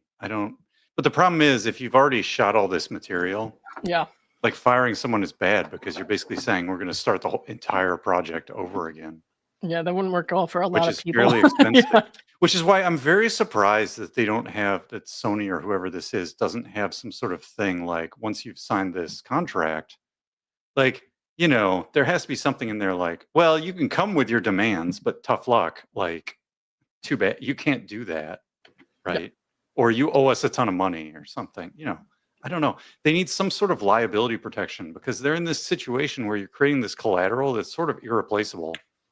Whereas, if I had quit my job halfway through the project, they can just hire someone else, theoretically. Yeah. I mean, I'm sure that new person wouldn't be as good as me, but no, totally not. What? I bet they don't even have a YouTube channel. Right? Gee whiz. Oh, man. All right. This is the email to, I think it was to Wayfair, and it's from Lively's team. Confidential, which is funny because we're now all reading this. Is it's redacted, Wayfarer team, with the tentative resolution of the SAG after strike, we are willing to address how to handle a return to the set of It Ends With Us, the film. It is no surprise to the film's producers that the experience of shooting the film has been deeply concerning on many levels. The complaints of our client and others have been repeatedly conveyed and well documented throughout pre-production and photography.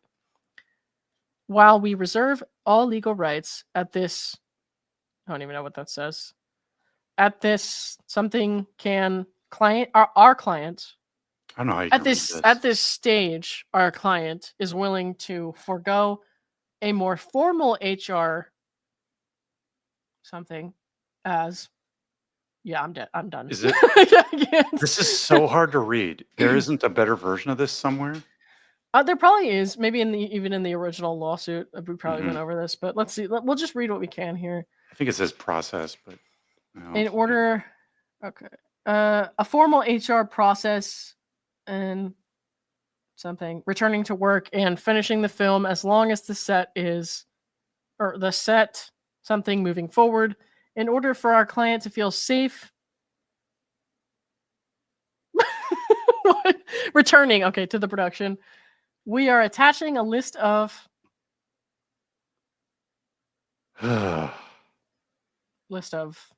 something Yeah.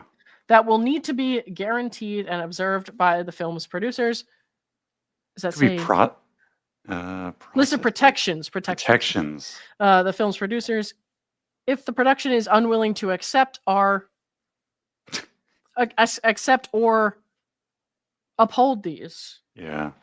something It's the same word as before, protections, okay, our client is prepared to pursue her full legal rights and remedies. This letter is not intended to constitute a full statement of facts and circumstances regarding the matter. Oh, that's very interesting. So they're basically saying here we are not making statements of facts on the history of the matter. Yeah. That's Right. very interesting. Let me see. Move our heads, by the way, because I keep forgetting Yeah. that. This letter is not intended to constitute a full statement of facts and circumstances relating to this matter. It is not intended to be, nor should it be considered as, a waiver, release, or relinquishment of any of our clients' rights to remedy something or equitable, all of which are hereby expressly reserved. Legal. Okay, legal or equitable. And then I believe we read this in the original lawsuit, so I'm not going to go over the whole thing, especially because it's blurry as hell. So hard to read. Yeah. I think they're just basically, I think that's probably it. They're saying you already have this. By the way, this is what we're talking about. Right. In this timeline. Yeah. November 10th, 2023, Heath contacted Sony to gather their perspective on the 17-point list of return to work conditions. Aiming to ensure that any feedback or concerns from their team were also addressed, Sony's counsel shared their point of view as outlined in the email below. Hey, Jamie, took a look at this following our conversation. No change in mind. I remember this from the original lawsuit. Okay, so they were just talking about the items 1 through 10, 15, and 17 were yes, of course. I'm surprised you all don't already have a negotiated nudity writer in place, given the subject matter and content in the book, or am I misinterpreting her comment? Didn't they have one? I felt like they did. Okay, let's see. On November 10th, a producer emails Heath and other members of production to notify them that Lively would be available starting December 5th. They also share that Lively would like to see new script pages and a one-liner. These demands, presented separately as the lawyers were discussing the 17-point list, had nothing to do with safety and appeared to be another condition before Lively would return to production. They were further addressed in email between Wayfarer's attorneys and Lively's attorney the following day. Spoke to Redacted, who spoke to Blake this morning. Knowing there is a separate conversation happening amongst attorneys, he shared that she is available to us starting December 5th and would love to finish the film sooner rather than later. She would also like to see the new pages and one-liner. Redacted did not mention a plan for seeing the footage. Believe they are discussing that internally. Okay. November 11th, Production Council responds seeking clarification, stating Wayfarer, Sony, and production respectfully acknowledge that your client has concerns regarding safety, professionalism, and workplace culture, although our perspective differs in many aspects. Ensuring a safe environment for all involved is paramount, irrespective of differing viewpoints. While working through Lively's protection letter, Wayfair Counsel, seeking to help keep the production on track, reaches out to Lively's lawyer, agent, and manager to send over the requested production materials, a one-liner schedule, new script, pages, etc. Additionally, Wayfair Counsel sought to coordinate a time for Lively to view the rough cut, as promised, all in effort to maintain production progress. Sorry. Okay, here is the email. November 13th. After some back and forth with counsel, the Lively camp's response made it clear the list was not open for negotiation. Here they're saying the list we provided was not intended as a starting point for a negotiation. Rather, it is a set of protections that needs to be in place in order for our client to return to work. Please let us know as soon as possible whether Wayfair will agree to accept all of the protections included in our original communication. Damn. I can't imagine having to work intimately with someone after that. Like, I would feel so awkward, so uncomfortable. Yeah, I mean, really, you want all this stuff before you start anything in the beginning, and you want it done by, the management hierarchy, the legal hierarchy. Yeah. At the Sony corporate level or whatever it is, whoever's making this movie, because once you have the people doing the work involved in sort of the drama of all that makes it hard to actually concentrate on doing the work. Mm-hmm. Right. November 15th, in light of learning that Lively would not be available for a November shoot, production reworked the schedule to begin in December instead. Heath shared the director's notes, the updated schedule, and notes regarding the rough cut. Okay, there's the schedule. Sony executive notifies Wayfair that Lively has approved the A-list producer and introduces him to Baldoni and Heath. Okay. November 22nd. Wait, November 22nd. Okay. I thought we went to December already. No, I'm getting confused. They reworked it to December. I see. Despite working around the clock to meet December 11th, Lively was ultimately unavailable and production was once again rescheduled to start in January.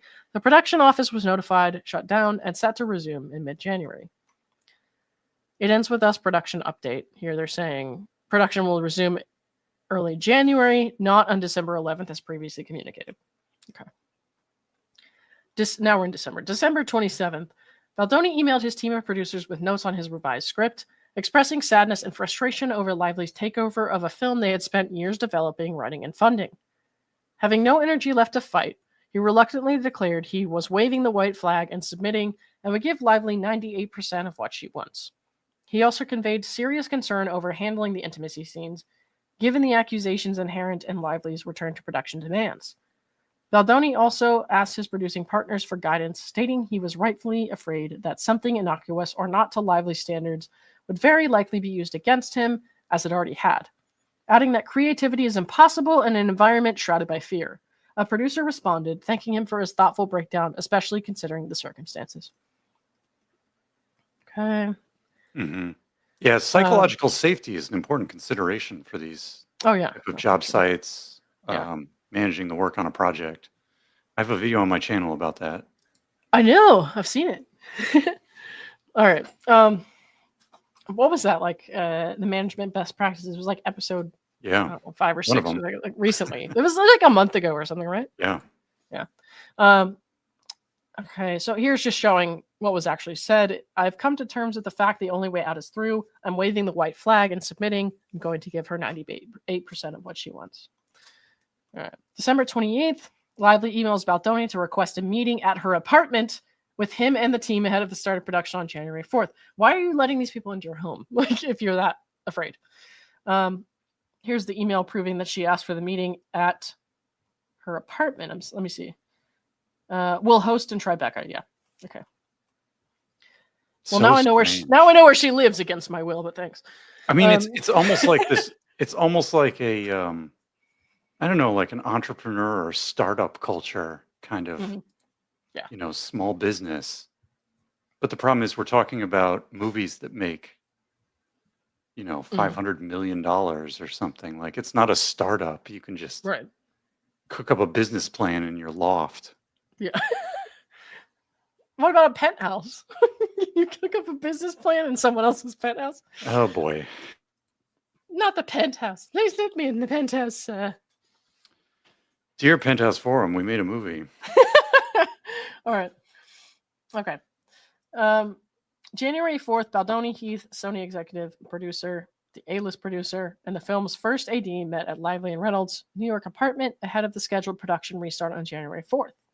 The team arrived prepared with production binders in hand, eager to kick off the next phase of filming. However, Lively had different intentions for the meeting. She began by reading from notes on her phone, outlining a series of alleged infractions from phase 1. Reynolds then berated Baldoni, I remember this part, demanding Baldoni apologize to Lively for actions that had either never occurred or had been grossly mischaracterized. Baldoni resisted apologizing for things he had not done, which further enraged Reynolds. Everyone, including the new producer Lively had requested to join the production, and the Sony representative, left the meeting in shock. The new A-list producer remarked that in their 40-year career, they had never seen anyone spoken to in such a manner during a meeting. Later, the Sony representative shared that they often reflected on the meeting and regretted not intervening to stop Reynolds' tirade against Baldoni. That guy's not even like employed by the movie studio, No. right? Like, what? Why is he even there? That's so random. Right. Well, This I mean, is so weird. yeah, You've it's got all people weird who things. aren't even like, I don't know, it'd be like going to work and one of my coworkers' spouses coming into a meeting in the conference room and yelling at me. Like Mhm. Yeah. that would just be so the HR implications would just be off the charts. The other thing I'm very disappointed in is that they were reading their notes off a phone and they didn't have a nice PowerPoint presentation with a projector. Mhm. Unfortunate. Let's see. Important note, though the CRD complaint misleadingly suggests that the parties agreed to a list of 30 items during this meeting, many of the items listed in her complaint were entirely new, baseless, and never presented or discussed. The only document ever shared with the parties was the 17-point return to production demands, which had been introduced on November 9th. Okay. January 5th. Okay. We have from January 5th to February 9th, as Lively admits, filming concluded without any further grievances. On February 22nd, Baldoni starts his first day back in the edit bay with his two editors. On February 24th, Heath and Baldoni are informed of Lively's request made through the A-list producer to join Baldoni in the editing bay. She also expressed that she had limited time before leaving to shoot her next film in April. If she could not be involved in the edit with Baldoni, she could not promise to promote the film. Wow, that's fucked up. In doing so, Lively knowingly infringed on Baldoni's DGA-protected editing time. February 25th. Baldoni sends a group text to Lively and the A-list producer to inform her that he still needs a couple weeks to get the film into a presentable shape. He proposes having Lively join the editing process during the week of March 18th. Lively responds that she would like to be in the passenger seat with him and wants to get started as soon as possible. February 25th, so same day, Baldoni sends a text to his editors to inform them of the situation. Okay, and then he says to them, "What's best for the movie is that I suck it up and let her in." February 26th, Baldoni responds to Lively's request to be in the passenger seat. Despite her infringement of his protected time and met with Lively's threats, Baldoni let her know that he will reach out at the end of the week to update her on the progress, still attempting to be encouraging in order to keep her happy. Okay. And then here's a text from Justin to, it says Blake. "Good morning, Blake. A-list producer and I had a great chat the other day, and he let me know you'd like to come into the edit before you leave for your film, and I think it's a great idea." Yeah, that probably. I understand. Like, I understand what he's doing, and I understand why he's doing it. It's just so hard to read that and think, like, I know, like, this man is obviously going through emotional turmoil because of this, like, incredibly pushy lady, and he's like having to placate her at every step of the way and be like, "This is a great idea," even though he hates it. Like, yeah, this is the problem. There's a systemic process failure in which he has no recourse or pathway to resolve this problem. If there's a policy that says, only these people edit the movie, or whatever it is, or you can't do XYZ until the editing is done. Yeah. If you don't enforce a policy, it simply becomes a guideline, at which point everybody is going to violate it, and it's no longer useful as a policy. So policies become useless unless they're actually enforced. Yeah. So for example, like, I don't know, in our parking lot where I worked, they had these spots that were like 2-hour parking spots for customers and visitors, right? But then after the quarantine and everything, just regular employees started parking there because they were open all the time. And I never saw a tow truck tow an employee car out of a 2-hour parking spot. They stayed there 8 hours or whatever. Yeah. And so now the 2-hour parking is now a recommendation, not a policy, Hmm. because you're not enforcing it. Whoops. Well, like I said, I understand why it happened and like why things went this way. It's just like Yeah. it's so hard. And of course, it's to because of the read. liability, right? They don't want to start the whole movie over or just No. scrap the movie and move on to a different movie, right? Because these are your Yeah. alternatives in the situation they've constructed themselves into contractually. Well, that and have these two Hollywood stars completely rake them over the coals in the press and shit like Yeah. that. There'd be like a scandal, like why was Blake Lively let go from, so. Yeah, exactly. The liability is too great because Mhm. there's no process in place to avoid that bad event from occurring Yeah. or to stop it from happening in the first place. Mm-hmm. Yeah. Where are we at? 286. Let's see. Okay. So he's talking to her about her coming into the editing bay. He says, "I agree, we work really well together." Ouch. "And with all you put into this film, I completely understand wanting to give notes and have input." So he's placating really hard here, and he's being very nice. And I understand why, again, like I said, but it's just hard to read. "Hey, thank you for the note. I appreciate it. I'd love to be in the passenger seat with you as soon as possible. I don't need you to formally present anything. I understand you've just seen the first assembly and have a mountain ahead of you." Okay. "Hey, Blake, I hear you, and I do know how helpful you've been and will continue to be. I do need some time to get sorted with my editors and wrap my head around the film itself. I will reach out to you at the end of the week to let you know the progress I've made, so we can figure out the best time for you to start with me. Thank you." Okay. February 28th, Baldoni and Heath connect with a senior Sony marketing exec to determine the best path forward with Lively regarding her desire to be involved in the edit and how they can stay aligned.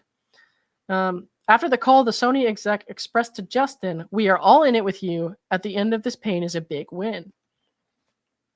Certainly doesn't seem that way at this point because he's involved in a really stressful legal battle, but okay. That's just showing the email where Sony said it right there. Baldoni and Wayfair on March 8th enlist Screen Engine to recruit a 100-person group, 90% female, to watch the current cut and provide feedback. Baldoni uses these results to further refine his director's cut. He shares the results and scorecards with Lively ahead of their planned collaboration in the edit. Note, this is not an official audience test screening. On March 9th, Baldoni shares the assembly cut of the film with Lively and informs her about the mini audience test screening. "Hey, Blake, you should have the movie in your inbox. I'm very happy with where it is and looking forward to your thoughts. See you Monday." She says, "Can't wait to watch. Thanks for sending. Speak soon."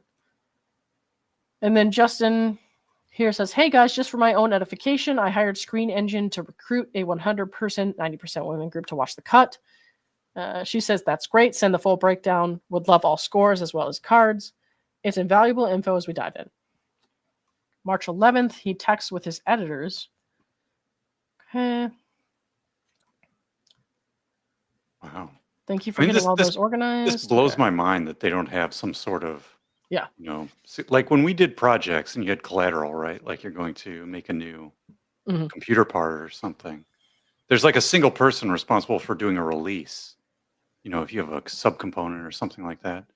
And then it goes to the people that need to have it. So there's an authorization list and all this, and you will access it through, for example, like VPN, to a controlled server and all this. I mean, they're just sort of emailing around the movie. This Right. thing that's worth like whatever, hundreds of millions of dollars. Yeah. And they're just like emailing it around. Anybody that did that where I worked would be fired instantly. Yeah, I was thinking that I can't too. believe their Holy crap. security protocol and process for release, or at least, a more rigorous and detail-oriented release process of who gets to watch the movie and when, and which cuts, the early cuts, the final cut. That should all be very, very clear how that's going to happen before you even start. All right. Yeah. I feel like they took a lot of steps to, like I said, placate that, like, kind of opened them up to a lot of shit. So. Yeah, and they're in the Wild West. And when you're in the Wild West, the people with the power are just going to do whatever they want. Mm-hmm. Yeah. All right, let's see. The text with his editors are saying we should all hop on when we can tomorrow before she joins. Whatever works for you guys. I let her know we tested. She's asking for all the cards and data as well. The editor says, "The Best Defense is a great movie." And I'm sure, true. But it doesn't sound like the best cut got put forward because Blake's cut was ultimately what was used. Let's see. March 11th, Lively watches the WIP assembly cut and informs Justin and the A-list producer via text that she will not be joining the edit today, but will instead join the following day. Blake says, I'm starting the film now. We'll join when I finish. Justin says, heads up, music works great in parts and needs work in others. We're onboarding a new music supervisor editor today. Blake says, I just finished watching the cut. So happy. You all are really, really amazing in the film. I felt so much, super emotional and complex in a great way. It's extremely watchable and engaging. Okay. She says, I'm not going to join today. Let me know your timing for tomorrow. Why not? Didn't she make a big fuss about that? Like what? Okay. March 12th, Lively joins the edit with Baldoni and his editors. She shares 7 pages of notes, which Baldoni and the editors spend hours implementing, despite Baldoni not agreeing with all of them.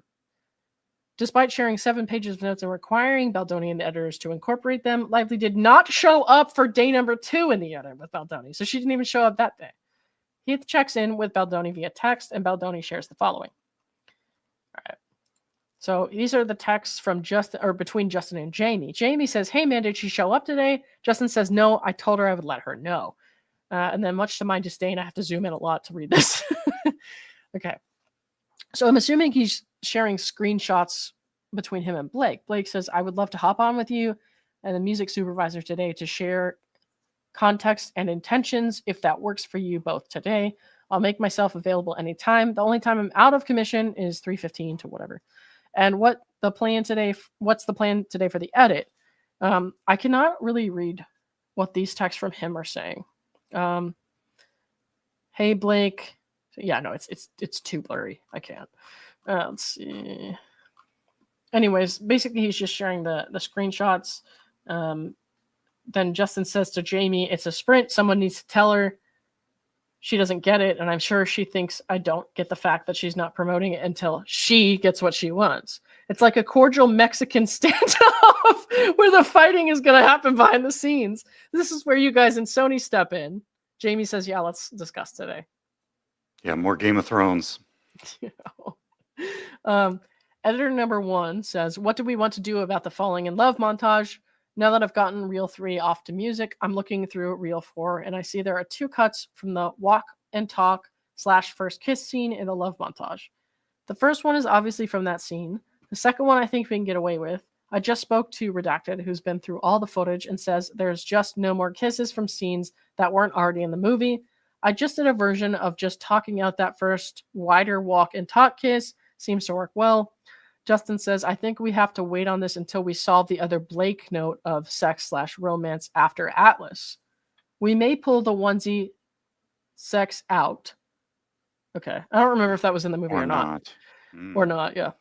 Meet and Redacted. Okay. March 15th, Baldoni, keeping in mind Lively's threat to not promote the film, continues to encourage Lively to share thoughts with him and the editors while keeping her updated on progress, all in an effort to keep her happy. In the text, he also shares a comprehensive working update of the film based on the notes Lively provided. Okay.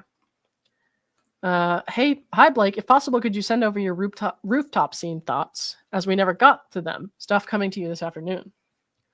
She says, hey, the rooftop is a scene we're going to just have to get in there on. Huh? It's nuanced and too many things to write down, so I put a pin for when we're all together working live. An overarching note from the memory would be to see Lily think and process, so we feel what Ryle sees and feels as he takes her in. Another way of saying it is, I think the fundamental shift is to consider that the rooftop is the scene the audience falls in love with the hero. That's the goal of this scene. The goal of the rooftop isn't the scene where the audience falls in love with our hero's love interest. That will be earned as we go and comes later. The current edit feels like it's trying to achieve the latter, or maybe both, and that becomes muddled. For a book that may work, but for a film, this is the hero hook. From top to bottom, the rooftop is the scene from the first word to the last that is Lily's first date with the audience. Keep the sparkle and charm everywhere you can. It infuses much needed energy. This note will help you tighten other moments, i.e. from Royal's entrance to the ledge. It should be quick, shocking, mysterious, and buried. This man is enigmatic, to be fully explained later as we go. I can be more helpful when we're in the Abbot. Did I say that right? Ovid? What is that? Let's get into it when we can. Happy to wait until after this preview since it's a mammoth scene. I believe there's a cut that crackles and is also much shorter. We'll find it. He says, okay, thanks. Let me see where we land and I'll update you then. Here's an email from Justin. It says, hey, Blake, below you will find a comprehensive working update on everything we've been working on since we got your notes Tuesday. Some links should have come to you by now. Others will come Monday. Please note, not everything below is coming to you via PIX, just the bigger things.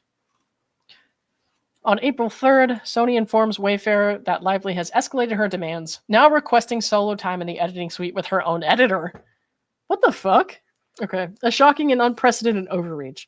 And I'm sure this is something I read the first time around when we went through the lawsuit, but it's just like there was so much stuff that I forgot. I forgot some details. Yeah, this is a big case. Yeah. To make matters worse, Wayfarer is told that Lively has made it clear that she will not promote the film unless this demand is met, knowing the failure of the lead actress to promote the film would be detrimental. This maneuver felt less like a professional request and more like extortion, holding the film's marketing efforts hostage to gain creative control.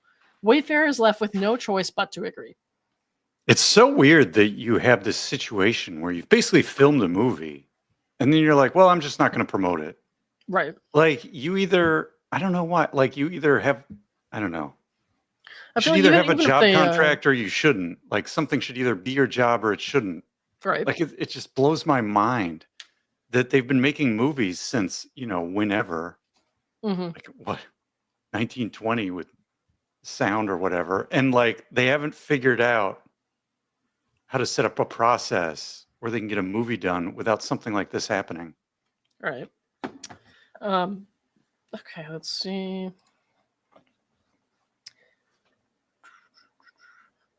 The maneuver felt less like a professional request and more like extortion, holding the film's marketing efforts hostage to gain creative control. Wayfarer is left with no choice but to agree. The gravity of allowing her access to the edit, a process typically reserved for the director and post-production team, is not lost on Wayfarer. It undermines the creative integrity of the project and sets a troubling precedent, all while amplifying tensions between Lively and the team. Okay. So we're here at April 4th, 2024 on page 292. There's about 100 pages left. Unfortunately, it is like 7 p.m. and I told my dad I was going to go over to his house to make him dinner at 7:30. So I'm going to have to go over the last 100 pages of this probably tomorrow early in the day. Mhm. I would love to finish it right now. I really would. And if I had the time and I didn't have other obligations, I would, because I've done that before. I've got other But, stuff I yeah. got to do too. Yeah. So thanks everyone for being here with us. Unfortunately, I'm going to have to come back and finish this on a part 2 tomorrow, but I will be Mhm. doing that. So hopefully you'll be able to join us then. And Someone in chat everyone was have a good saying night. the last 20 pages or something were pretty Yeah. wild. So Yeah. I have something to heard look that. forward Yeah. to. All right, guys. Um, We'll definitely get on that pretty soon, but mhm. I gotta go. I'm making spaghetti at my dad's house because my mom's out of town, and so I have to make him make him dinner. So, All right. all right. Thanks, everyone. I appreciate you, and I will hopefully see you tomorrow. Bye.